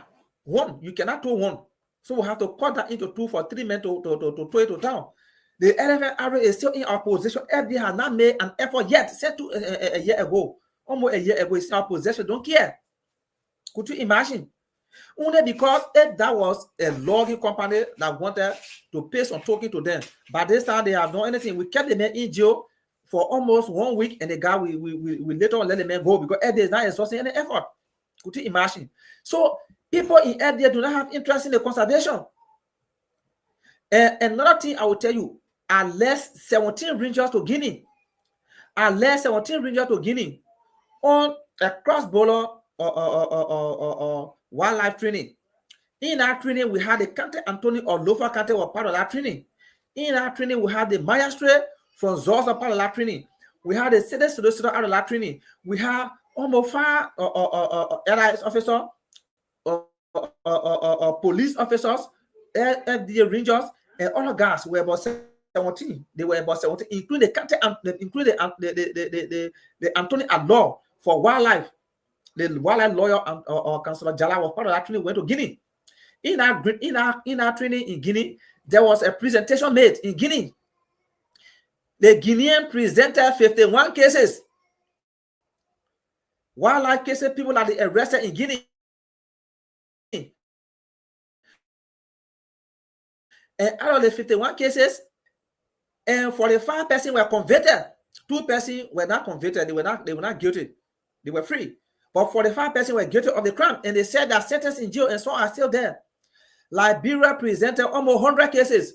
Out of the 100 cases, everything was just penny, penny, penny, penny, penny. No one case was adjudicated. And for one person to be convicted, everything was penny. And all those penny cases were cases that one big call. Some were just carried to the court and they pay small money to the court and let them go, which I was even part. So even the country Anthony all over can very great. Say, Ali, I don't know what to say, but if I get to Liberia, even why should we be like this in this country? Like I just gave you a scenario where somebody was arrested with 9 bears or pangolin scale. Nothing happened to that man. That man was set free. Okay. The only thing every day was to carry that 9 bears or pangolin scale. Thank you. That's how we are. Thank you, Mr. Gweh, for throwing light to that and responding to my question. It means the corruption is actually high and mismanagement and misplacement is actually high, actually. So, Victor, we are to you. Please, it's not easy. It's frustrating to be hearing these things, especially someone who was there at that time, was within, has the requisite knowledge about telling us these things. It means we if there is nothing to be done, then we stand to go nowhere. But we pray that we will go somewhere. Actually, Victor, after that, we get the titles. Yeah, so it's actually scary to hear these things about our country. Really, it tells you that we have more to do, and then the job is actually risky. Yeah, if people that you hoping on to work together as a team will be telling that, oh, we reside here, we cannot arrest some of the soil. You know, it sounds alarming, very dangerous for the future of our country. You know, one of the main issues of our country is corruption in environmental affairs. Corruption in environmental affairs. You see, most of those guys that are doing illegal money, somehow they have someone, that is sitting up in an upper room that if they are being targeted, they will take phone and call that person, and then the issues will be compromised. Let me just bring an incident or some happenings in our counties there, Mosoralo District 1. From Todi, there were some illegal miners, those guys from Ghana, those Ghanaians. Those guys enter Liberia, they carry some material, they use that Kakata ring. They pass through Kakata, they use a Bowman Road, pass through Todi to get to lower bombing.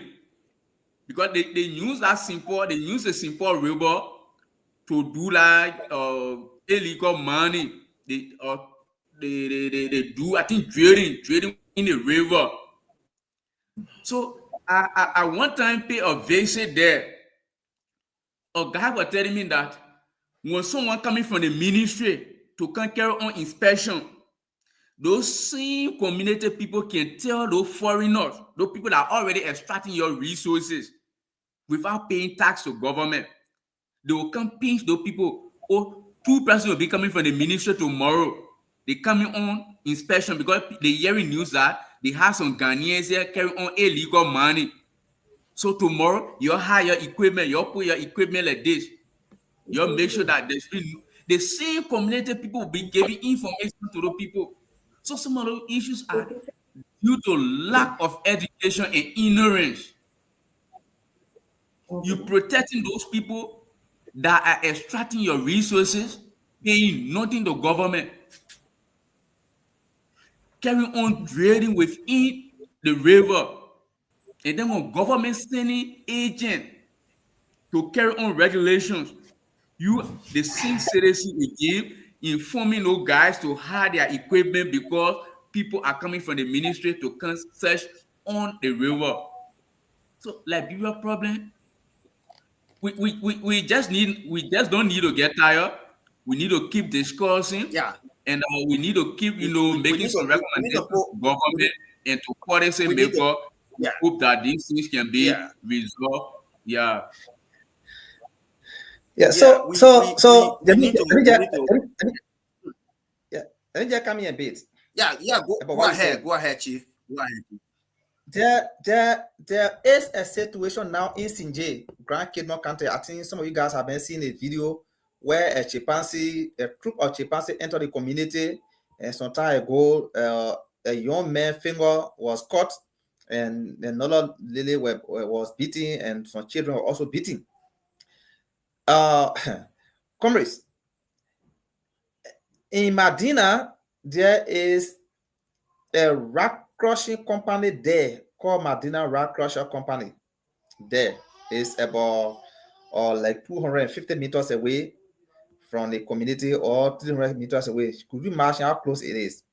And where the rock crushing activity is taking place is an area that has been considered as a habitat for chimpanzee from time immemorial. And there is a place of wonder because you could see a layer of rocks. A layer of rocks that was there, and right there was a forest, a parcel of forest there, and that place was untouched, and chimpanzee have been living there. And when the concession went there, they applied to do a rock crushing activity there.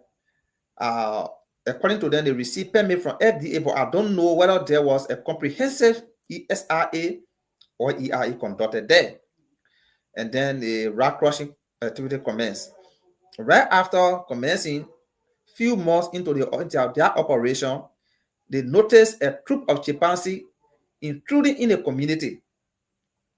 And we don't know what was the population size. And then the news started to come out, and we went there some part of the year before last, and we saw the situation. And last year the same thing, and we saw the situation. And this year it became grave after the chimpanzee beat a young man and naked him in the community. And I went there. I think I'll share a photo with you where I was in the studio. It's in our Sinje. Now, there I had a talk with the community. I tried to intervene to ask them what was happening. Why is it the chimpanzee is coming in the community? What other place has been a habitat for chimpanzee? Some people said no. And when I started to give since yes, chimpanzee was here from the time we've been observing chimpanzee in this place, but it had not been harming human being. But why? And I asked, why is it harming human being now? And the people said, the chimpanzee used to be many, but when the blasting started taking place, they started noticing some people even discovered the carcasses of other chimpanzee in the forest. That means the blasting killed some chimpanzee in the forest. So, like I told you from the beginning, chimpanzee be the human being. So whenever they are harmed, they know that they are under attack. So two things happen. In the presence of the company there, the habitat was already destroyed. So the chimpanzee was in disarray, finding another habitat. At the same time, the sound from the blasting in Eastern look there, if you launch or a heavy tolerate. You see? So those things were they were living in extreme fear. So they started to come in the community. You see? So now we reported this situation to FDA, and I even asked the company, the sales officer, where the company conducted a comprehensive ESI, and what is the report? Where is the report that they conducted ESRA in the presence of biodiversity officers or people from FDA to really notice whether there were some animals living in that area before the commencement of the company? And I know in my right mind that if they really conducted ESRA there with the presence of EPA, that company was never going to be a permit to operate in that area, because there are chimpanzee and other wildlife living there, and FDA will not be that naive. Let me say EPA will not be that naive to issue them a permit in as much they have biodiversity to that place. You see, but because somebody somewhere wanted money, may legally just authorize or expedite some type of permit, and the operation take place, and the result now is the chimpanzee are being misplaced, and there is a serious human wildlife conflict now. There's a serious human wildlife conflict now in Medina. So there's a situation. There's a situation. You see? So this is where we are. You see? Okay. Thank you very much for throwing light on that. Title, we are to you. Please speak to us. It's actually frustrating actually. So let's discuss it as it is. Speak to us, Tatos. So thank you, bro. You see, when Alan were talking about, they went to arrest individual who killed elephant, and those rangers, they were like afraid to go alone. Let me tell you something. Those rangers, they are under serious threat, like seriously. How can you be working in your community, you protecting the forest, you are not armed? No hunters are in the forest, they are armed. Those people who are carrying illegal mining activities in the forest, they are armed. Even somebody carrying or they call it pay sawing activities in the forest, they are armed. How can you go in the forest, probably work sometimes for 4, 5, 10 hours to go arrest somebody who have weapon, and you as an employee of FDA, you don't have the weapon? My brother, like get something to call your number 6. If you not use it, you will die. Your family will not benefit anything. It's not bluka thing. Use your number 6 up there. We have series of activities when we arrested our part of group when we were assigned to the Gweh National Park. Where we spent 3 months. We arrested whole pick of food or dry meat. Even the commissioner of that area, he was part of it. He was the one who was sitting in the front seat escorting that dry meat. So what did you do with it? We arrested dry meat. They will carry the burn it. That one I think everyone come. We burn it. They burn the meat. We arrested that They dry can meat. actually burn it. They can actually burn it. Yes, that one was burned. We have series of photos every day. We can burn the meat. According to them, they say at first they used to let people like we saying Liberia banjo the meat, sell it in the community for small money. But they said those same people will come back again and buy. For me, I don't really see that good idea for burning, because the amount of meat, even the one these photos that you see here that we're showing, these photos, I think they burn this meat as well. These photos. Okay, so you see this photo, they burn this meat. So probably because of the Ebola situation, that's how they came up with the issue of burning meat. But I don't think it's really appropriate. See the amount of meat that you're burning. So we need proper law enforcement. That's one of the things we are lacking of. You need to equip the rangers. You need more manpower in these protected areas. When Alan and were working in the very protected area, and let me tell you, majority of the rangers that are working in the protected area, these are people that are not schooled to that level. But These are people that are in the very community. Yeah, Tatos. Even though rangers, some of them are guys in pocket. You got our rangers in the morning. You see the illegal man going, me buy me shana, or me give me something now. All I was saying. You seen it? So they are not even equipped. They recently tried to build ranger post. You go there, you live in one of the people, you live in the people house. They both give you home as a ranger, you live in there. Then how will you prosecute such a person, bro? If you go in the town, the person, our FDA point, like, who are living are free, because it doesn't have a resident there. Like just recently, FDA tried to construct, to the Gweh National Park now. They got a ranger post there. To when they give you, I just saw a photo today. They constructing a post there for a ranger. So these people, they are not even respected. And the issue about in our country, who know you, is killing us. Who know you? So if someone does wrong at the end of the day, the lady you were talking about, her name is Bodo Kane. She currently yeah. Bodo Kane was a dry meat dealer in Liberia. She was well known in Liberia. All the people in that Bapolu end, that's how she won the election, because they people used to say that in the area, they just buy the meat. They only send it renowned dry meat seller. Renowned, how much you want, you take it out of Liberia to carry in another country to sell it. That woman won the election because what Alan was saying, yeah, now they think you're benefiting from. So when I go in the house, I'll make sure I will talk, and you people will be carrying your drum, which of course you know will not be possible. She can control people today, they give her state power. That's so such a person, you think when it comes to prosecuting somebody from that area, what really she going to say is her thing, knowing where she came from and the thing that put her there, that message is sent to the people.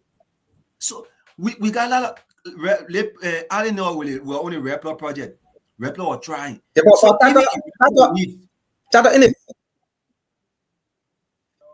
Yeah, go ahead. So, Yeah. like I say, In the so first place, if Lily that's is not not even the educated. So why does she know about Yeah. conservation in the first place? The lady grew up in Bapolu, and all of her activity has always been dry meat selling, and she takes dry big message. It's even detrimental. It's a disaster. Rwanda, Kenya, where you at? Can somebody say in a midst of people and say, I will make sure dry meat selling will be legalized automatically? You are a potential criminal. Oh yeah, You sure. are you should be arrested upon the proclamation. You see? But we accept it as the best campaign message, and people overwhelmingly voted. Before you go forward, Let me learn. Yeah, Tatas, before you learn, let hold something over there. The what Alan just talked about in Rwanda here. In my class, just a few months ago, we went in one of the preferences. We know the area where Vitor is. We bought our chicken and brought it in Kigali, in the city. So I put the chicken at the back of our yard, the first place we were living. Our cat came and fought the chicken and killed the 2 chicken on the spot. So, you know, as environmentalists, I know those consequences. I know how those animals can behave. So I told my family, let's just burn our chicken and then keep it in the bags. So the next morning when I went on campus in our environmental class, our lecturer who was teaching us natural resource management, I asked him, so why I explained the same scenario to him. I said, why you think will be the solution to my problem? He said, you cannot touch that cat. And if you know a cat maybe kill your chicken, the first thing you can do, call EPA. Not EPA, say, but REMA. They call it, the people who are ahead of environmental activities. Call them. Then they will be able to come and pay for your chicken, and then the cat will go free. But if you touch a cat or even snake, if you touch snake, you are going to jail for 25 years. Is it implementation of regulations? You see why we are lacking? So here the people are already used to it, and they know how to, even if you are not environmentalist, if you are not forester, if you are not conservationist, you know the consequences if you take any other action. You see that? But in Liberia, almost everyone is like free. They want to do their own thing. They feel that if they do it the right thing, they're doing it, not knowing they are harming other species, they are harming the environment, and they are doing the wrong thing. Yeah, that'll go ahead.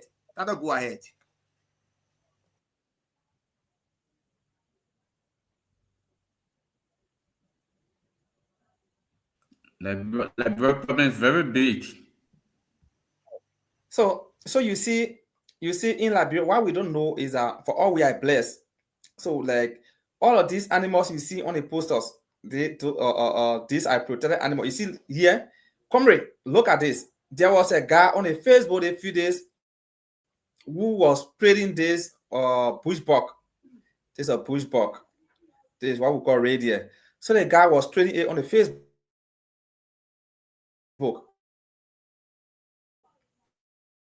From Grand Kemo County, and I told him, look, how much for it? He said he was selling it for $200 USD. And I said, how much? I tried to cajole him. I said, how much is the last price? He said it's 150. I said, okay, but then can you bring this to town? And he agreed to bring it. That and very the dagger was killed, because you cannot capture this dagger and bring it to town if the mother is not around. The mother must be around. It must be even be breastfeeding this baby when you find baby. Now look at it. It's deteriorating. It's dehydrating because it is not even breastfeeding, and it cannot eat any solid food now. It cannot eat any green because it's still breastfeeding. So they will end or die. And we have had a series of cases like this that are confiscated or rescued another bushbuck of this size in Vonjama 2 years ago. You see, and people feel very comfortable and even come on the Facebook and see all these things in doubting themselves. But if you were to go there and issue an arrest on this guy, community people will even start to battle you. Like for common animal business, you can't arrest this man. Guys, of recent, we arrested. I was going to Monroe. I was going to town. I was in our working car in the Land Cruiser, and I saw a lady with a very big size chimpanzee to where you have to come town around Johar Taylor House, where you have the AUG or insurance company. There's a road between AUG company building who renting our building, and I saw the lady entering with it, and I just took my camera and stamped the photo and stood in another direction and stamped the correct vision of the compound. And I brought it and contacted our wildlife lawyer, and we went to the court, Pinsway court, and wrote letter and wrote a session seizure warrant. And we contacted the police, and that the ranger went there early in the morning. When we got there, the lady was in bed, and we managed to enter, and we issued the session seizure warrant. We collected the chimpanzee, and then we searched and later escorted her to the court. The lady contacted her lawyer, and the lawyer came there. The first thing the judge told me is that, my man, the judge of the court, he said, my man, like for the baboon business, you want to put it in jail?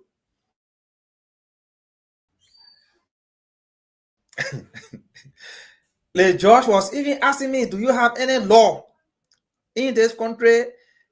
I'm not talking about anybody, but the judge, he said, do you have any law in this country like forbid the killing of wildlife or chimpanzee? Forgetting about Where is the environmental law? law. And luckily, I always travel with the wildlife law. So A serious challenge. We just listening to it, but the challenge is very huge. And I also gave one to the chief prosecutor and gave one to the defense lawyer. In forgetting about environmental law, let's forget about the wildlife law, but just the environmental law. You see? So they asked the woman how long she has been keeping the chimps, and she said she's been keeping the chimps.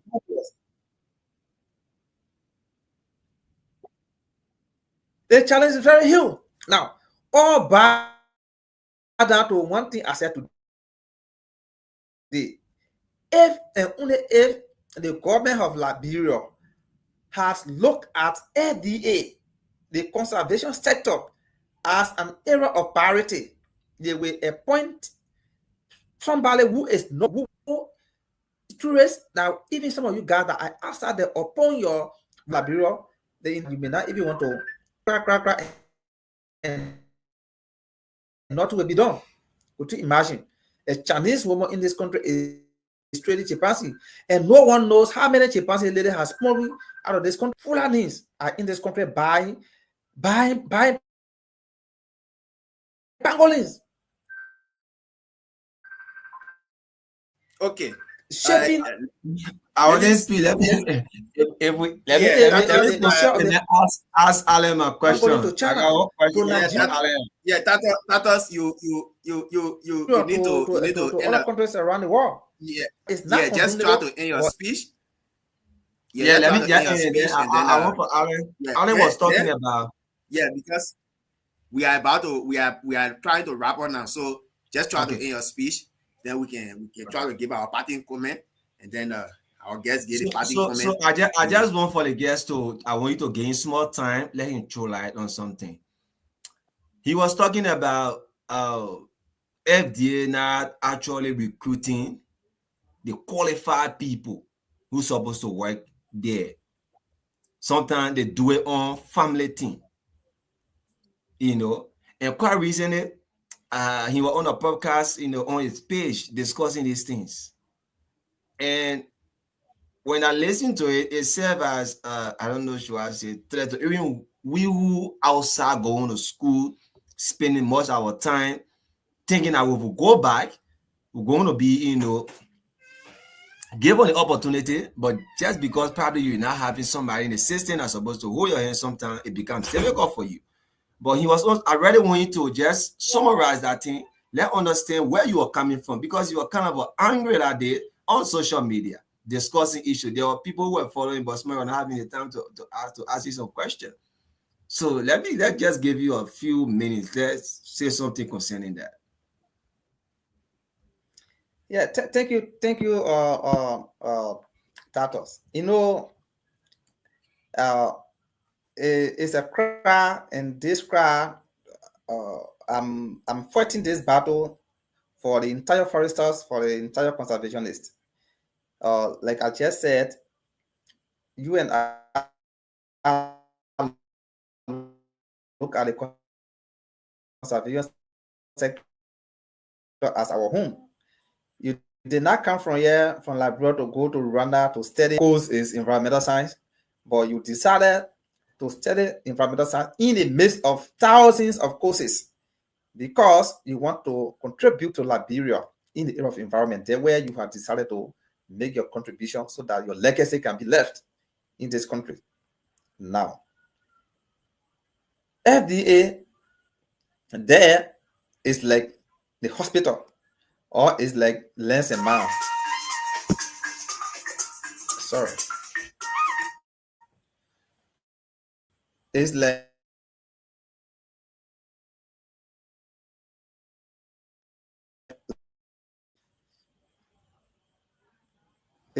a lens and mouth, or it's like the hospital, the how you get GFK. You cannot take Alan Gweh and carry him to John F. Kennedy Hospital. What am I going to do there? Guys, what am I going to do, GFK? If you came to lesson, man, maybe I'll be discussing about, when it is something that money, I'll be discussing about the environmental impact of money. Yes, I can play a part there, but not in the hospital because I don't know anything about medication.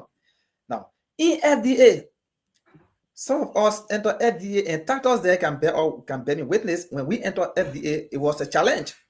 When the Norwegian program was in Liberia, the Red Plus project was in Liberia. They needed people. They needed natural resource management officer. They needed conservation assistant, and they needed people for the community forest. You see, so they put a vacancy, and we apply. When we apply, about 165 persons apply for the position, and they only needed 18 persons. That was a challenge, and we went there and we defend ourselves first. We took the test. We took the computer. We took the written test. From there, we took the computer test, and then we went for the oral interview. They called us for employment. And in FDA, they told us that they were going to pay our initial. According to the project, our salary was around 1,300 USD. But the institution said they cannot pay all that amount because after the project, they will employ us. FDA was going to employ us. So FDA, based on that fight, they were going to pay us based on how they pay their employees that fall in the same category of us. And so we agreed, and we took our very assignment. And we started working there since 2017 all the way to 2022. Now, the project ended and we engaged management. Management told us, hey guys, we want to employ you guys, and you guys are our priority because we already train you in various areas. But you got to have a peace until we can employ, let me say we can retire those who have served the institution and have reached the age of retirement. And on that lady high, but 94 persons that need to be retired. So we agree. October 26th of last year, they put a vacancy. And in fact, they asked or they call or individually, they call me my phone that I should carry my document. And I carry my credential again. And February of this year, they asked us to go and sit for aptitude test. We did. When we sit for the aptitude test, some of the questions they brought are five questions I know all. I can still remember everything now. And we took the test. I didn't want to take the test because it was not a test for me. But how well we took it. 7 days ago, about this time last week, a result came out. When the result came out, as people call me, they ask me whether I've seen my name, and I said somebody there to go and check. When they check, they couldn't find my name. I applied to be a park warden. Those names that came out, you couldn't imagine. 14 person that applied. Out of that 14 person, only one person name came out. To the current who he has been staying with him, they have been taking photo to his neighbor nature reserve everywhere, posting his photo on the social media, and he's currently living with the man. This is the only man who was successful, and this guy is a journalist by profession. Now, on the regional extension officer, there is a lady called Marie Nyempa. I think Marie somebody. Marie did not say for the test. Marie did not say for the test. Her name did not appear on the candidate listing that sat for the test. But it will amaze you to know that Marie was one of this. There were only 2 candidates that were successful in that test. So how Marie didn't appear on this list is Marie did not say for the test. Then that comes down to the chief of custody. The chief of custody listed 17 candidates who sat for the test, and all of them came and sat for the test. 14 candidates that sat for the test. 14 person were successful. Out of the 14 person that were successful, 4 out of the 17 persons sat for the test. 10 persons whose names appear on the successful candidate listing did not sit for the test. 10 persons. 10 persons who did not sit for the test begin successful candidate for the test. Could you imagine how ridiculous our system is? And if you check the backgrounds of those people, those are people who some of them did not even study. Some of them are just high school graduates. They did not even attend FTR to be trained as forester. These are talking about inter-university Liberia. But because they were on a campaign team, or some of them are relatives, some of them because maybe they are just in the community, they don't want to go to school, so their parent in the beginning just say, oh, my son not doing anything, they begin gave me hard and play point to FDA in land to do something for himself. And this guy was called to just place his name. Among them is a guy who was employed as a Zoom warning. He doesn't even know what a Zoom is in the first place in terms of the forestry career. How can this man manage a Zoom? You are not even work with FDA before. And to be a Zoom warning, you must have served as a community engagement officer or law enforcement officer before you can be a Zoom warning. But just grab you somewhere and say you Zoom warning, you don't even know where you're going. Someone was just employed to be a power warning, somebody who doesn't have previous job experience with FDA to be a power warning. That is, you are protecting, you are managing, you are the chief custodian, chief manager for a protected area. How can you be a protected area manager if you are not with FDA? No previous job experience. The forest, you have a lot of activities ongoing. How can you do that? What are you going to do there? Hello, 1 minute, guy. Yeah. Okay, I will call you back. I'm on something, please. Okay, it's not easy.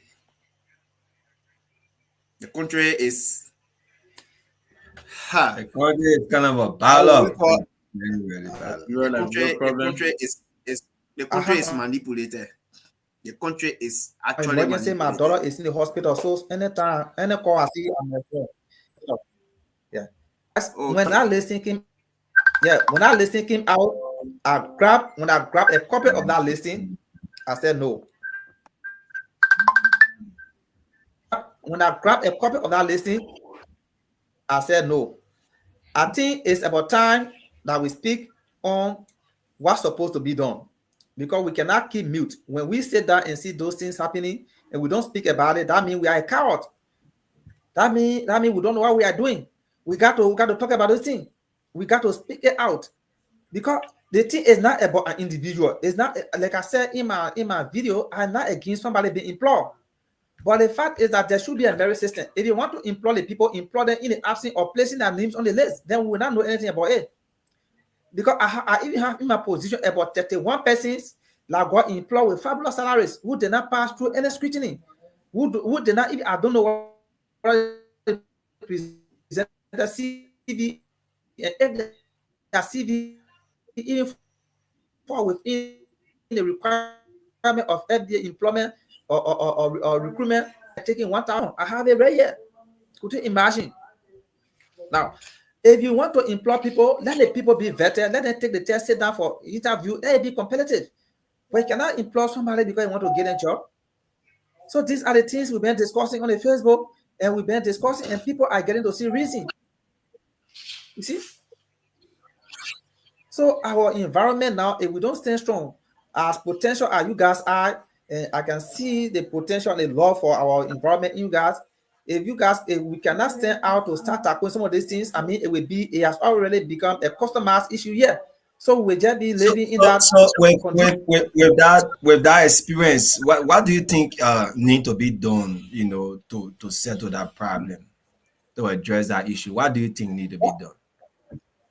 I think this one of the platform can even help me to disseminate this information. Like as I speak to you, I'm fighting by all means to even contact Spoon TV, so I can appear on Spoon as well, and even trying to contact some news outlet that people that this thing will appear in some of the newspaper. For me, I don't fight just normally, but if I start a fight, I don't give up until something can happen. Even if you are beating me, the fact of the matter is that we are fighting. Yes.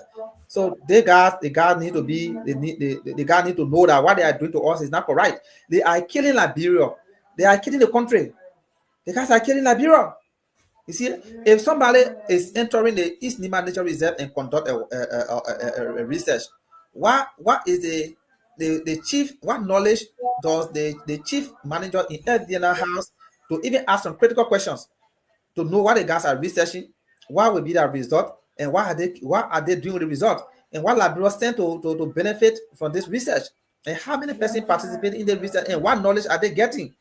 How is the person going to sell the result of the research outside there? How is FDA going to benefit? You see, those are the things. Those are the things that we are looking at. You see, So I we need come to back to have you again. people that So what can we do now? What can we do towards that situation? What can be done? What do you think? we need to contact stakeholders. We need to contact stakeholders. We need to contact stakeholders. We need to contact people who are responsible for appointments. We need to tell the Liberian government and even our leaders that if you are appointing somebody in FDA, that person should test you, my brother. You don't have to serve that position. They can find different things. So I told the guy in one of my pockets, I said, look, you can't employ your brother who is a journalist to come and serve as Zoom walling. We have the communication department in FDA that can easily send this guy to be writing nice story for you.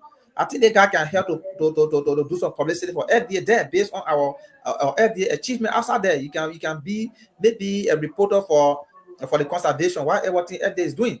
But you cannot get this man and make him to be a Zoom walling. He will not function. You are not even doing well for that gentleman. Although he will sign for the money, but you're not doing well. You're not doing well for him. You see? So we need to start No engaging, to be problem. serious, guys. The All right, conservation boss. sector I think is it's okay dying. for me. Thank you. Yeah, to be serious.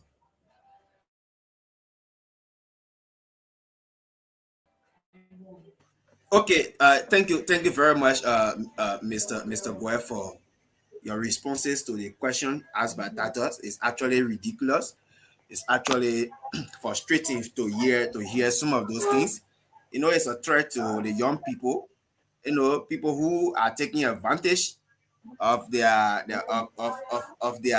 themselves, and then going out there to sit on professors for a couple of years, and then returning back home to go and work in their respective discipline, where the institutions that are responsible for that discipline, in knowing them that way, it's actually frustrating. It's an act of making the country to go backward, because If you have somebody who has that technical know-how, who has that knowledge, who can push the agenda of the particular institution he or she went and then learn with him, and then came back. If you silence that person and bring in people, high school students, people who are not schooled into that field, people who don't have knowledge about the activities, putting in there, you stand to go in nowhere. You stand to go nowhere. You stand to go nowhere actually. So we just it's we have a huge work to do. We have a huge work to do, and then that recommendation. What can you do? What you think will be the next thing to be done to solve or to address some of those issues? Yeah, you rightfully place it. To engage stakeholders. We need to engage stakeholders, people who are in decision making. We to engage them to, I mean, get the information out there. Like this is one of the channel for disseminating this kind of information. Probably when we share it, usually after we have discussed our environmental show, we can tag EPA, we tag some of those FDA, we tag them. Probably they might one day come across they show and they know that what they are doing is not necessary. It will not. I mean, personal interest does not even stay anywhere to carry a country anywhere. Yeah, if you have your own personal interest, you put your interest first in knowing the interest of other people and see how best we can collectively work together to embrace the idea of other people to act on to what the person have achieved, to push the person forward so the person will be able to push another person forward. I mean, it's ridiculous actually. So Tata, Victor, we don't have much time. We actually appreciate our guests for discussing the issue lengthily, uh, in depth, where we have actually learned from him expressing some frustrating news as it relates to what's happening in FDA and in Liberia at large. So we got more work to do. So we just want, guys, let's give our parting comment in 2 minutes each to see how best the guests can give a parting comment as well. So we can have a day. We have gone like we have few minutes to go. So Victor, let's start with you. Thank you. Yeah, so quickly, it's actually disheartening for our environmentalists. Environmental issues in Liberia is just kind of different. It is highly political. Yeah, the fight is just not easy. So, just few recommendations because of time. Liberia, our environmental actors, EPA, FDA, well, they need to do more. They need to carry on more awareness or educate our people about some of the activities that they carry on. The unsustainable exploitations of resources is dangerous for any nation. Uh, it has a serious environmental impact on our country, on our environment, and even on our personal health. So there's a need that even our curriculum be worked on, where we'll have some of those issues be taken to the high school, teach in the classroom, that the children get to know what is environmental degradation, what are the impacts to our environment, so that those children can carry the information to their parents. Yeah, because now it's actually a challenge getting environmentalists, taking the information, taking upon yourself, risking your life to arrest those people that don't know even know the important. Look at a judge will be asking you, is there a rule? It's just for common or chimpanzee. You want to take somebody to jail? They just look at it as common. So the work is actually challenging. So the government need to try their best. Let it carry on more environmental educations, awareness, and then another one is capacity building, environmental governance. Let it promote. Let it empower environmental actors, the EPA, the FDA, all of those entities that are responsible to regulate environmental activities. Yeah, they need to be empowered. So Many thanks to our guests tonight. Thanks to our host and my colleagues, panelists, Tatos V. Bala, our CEO. Many thanks for the show tonight. And thanks also to all of our followers for always following us on this platform. Thank you very much, Victor, for your parting statement and your recommendation to the government and to stakeholders. Tata Bala, we are to you. Can I make your parting comment? So we want to say thanks again for giving all the time, and to our many followers who always take on the time to follow our show when we are discussing some of these issues. You know, the issue about law enforcement in our country, we always talk about and then the issue about corruption. These two things are actually killing us in our country. So it's about time the government need to work. They need to work. Like we usually say, there are a lot of Google laws on the book in Liberia, but how can the law be enforced? How can the law be enforced? How can equip these people that are supposed to enforce the laws? You get one policeman who says, 1962, you get one uniform. You can't change the uniform. You get ranger sitting somewhere, you send a man all the way in Bogonjira. He doesn't have time. When he's saying get live, there black horse there, you paying 200 or 300, that big money paying the man. How do you expect the man to really enforce the law properly? So the government need to actually work on the issue about law enforcement. And they will need to encourage more people doing the issue about environmental law. Because you can't blame that judge. They him a normal law. It may not do anything about environment or something. Nothing like that. So if you go into that to discuss issue with a criminal law, they may go discuss it. But instead of environmental law, it doesn't have an idea on it. So that's why I'm kind of surprising to him for you to say just common animal. So, but if you having a seasoned environmental lawyer, like I think there's an act on in EPA that there should be an environmental code.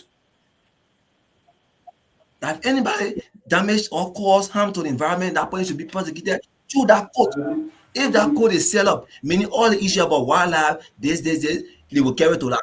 So once that code is available, nobody can access it and the judge to that code tells you, what do you call, what you want me to do with the person? Because that person is cool to that area. He or she understands everything about environmental protection. So they will not ask you that. So I think the government need to think in that direction. There should be an environmental code that will be settling all these problems. And I think once we do that and equip this various or FDA or even the various the drug enforcement agency, even the immigration, these people facing serious problems, similar problem, the issue of enforcing law. Things will happen when they want to taste them, one big man will just call. So at the end of the day, now the small man will say, but if they think, even when I tell them to the higher authority, nothing will come from a lawyer. So let me just get my money from them. They may come and say, I go my business. They are happy on several occasions. So I know they about just for the sale. Me. So for me, I actually thank you for the time, and let me say thanks to our guests. We'll always call here to discuss the issue. Thank God we're building a collection now. We'll always call you to have this kind of education when it comes to environmental discussion. Thank you and bye-bye. Thank you very much, Tata, for your brilliant parting comment. We actually appreciate it. So let's get to our guest because it's actually important. Where the point that Tata stress is actually important, our recommendation, where to introduce environmental law, environmental code, like anyone who goes against environmental issue be prosecuted to environmental law, to the environmental code. It will be necessary. So yeah. So Mr. Gweh, we are to you. Make your parting comment. I mean, and then and so we can have it a day. Actually, we actually appreciate it.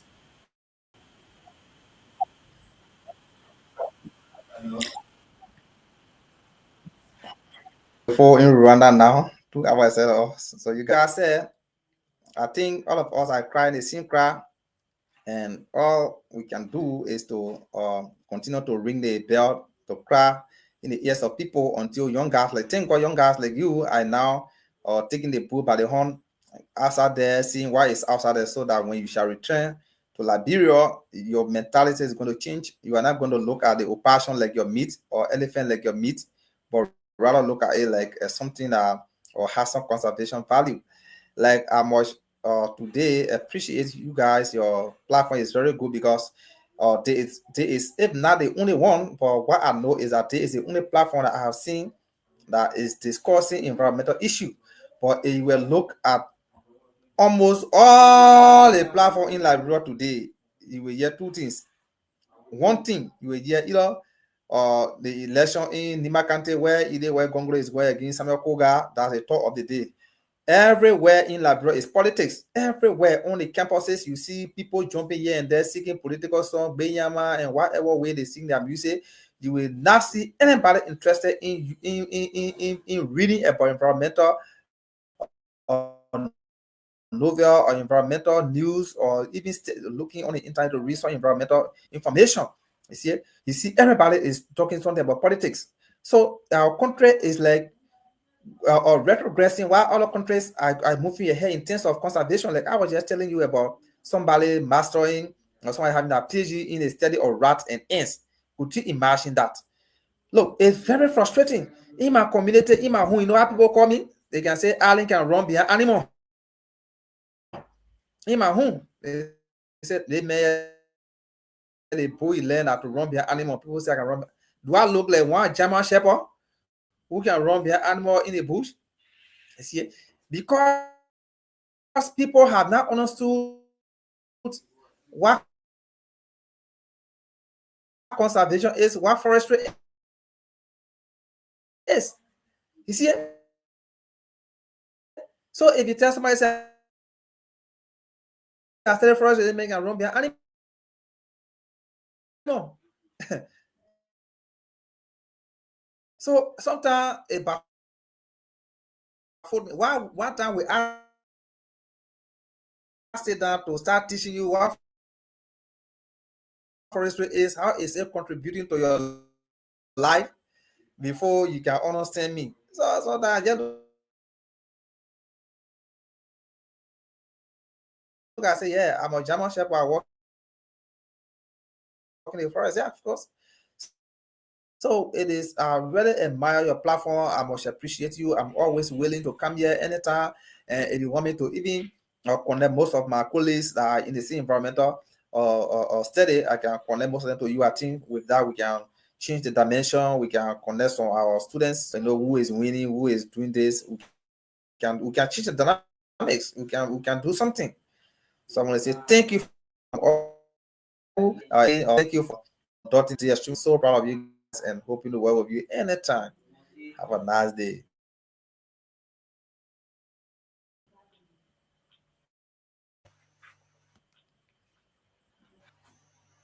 Okay. Thank you very much, Mr. Allen Gweh, for appearing on our show tonight to discuss this crucial issue regarding our country. And this, we always say this, that environmental issues is everyone's issue. It's not about one person's issue. Which we know other countries are progressing when it comes to environmental conservation, environmental protection, and the regulations in environmental activities. But our country is, like he said, is retrogressing. But we pray that we will speed up the gear one day, that we will go forward instead of coming back. So we want to appreciate everyone who have followed us tonight, and our regular followers who usually follow us on our stream Vision TV, our environmental talk and our regular talk. We want to appreciate every one of you. So our guest, we actually appreciate his expertise. He was actually knowledgeable about the discussion tonight. Putting it in the form that the simplicity that I left for someone to discuss issues, simplicity, make it very simple for people to understand it. Like you interacting with people, you're saying that lecturing. That's how I like for people to teach or to discuss issue. Instead of speaking jargons, BB book, that will confuse people. They will not understand what you are saying. So I really appreciate his expertise tonight, making it very simple how we can conserve our biodiversity, our species, and see how best we can protect the environment, and then implement those measures that will be very good for our environment.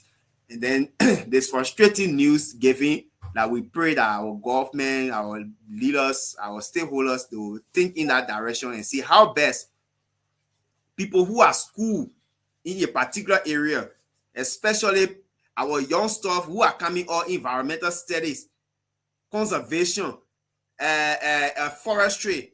I mean, they should be prioritized actually, because if they are not prioritized based on what they are learning, going to sit on professors for 4 years, for 5 years to get bachelor, to get master, and get PhD. Then when they return to their country to work and see how best they can contribute to the conservation of the country, about diversity, to the protection of the country environment, and then to also contribute to the developmental agenda of the country. Sideline there is actually frustrating, is ridiculous actually. So just want to urge every one of them to one day let it play this recording and know what is going on actually is wrong, so they can rephrase or frame it in another way and see how best they can do the right thing. Comrade Tata Bala, I really appreciate you for producing the show tonight. Comrade Victor Mame, you have already gone. We appreciate you, and we appreciate every one of you for your participation, and people, our followers who send in messages. We actually appreciate every one of you. And this coming Sunday, we will have our regular show on the same platform, the same time. And then next week, Wednesday as well, we'll have the environmental talk with another different topic. So, Tata Bala, thank you very much. Take control. My name is Thank you, Broski boss. Guanbeh. Remain your host. Okay.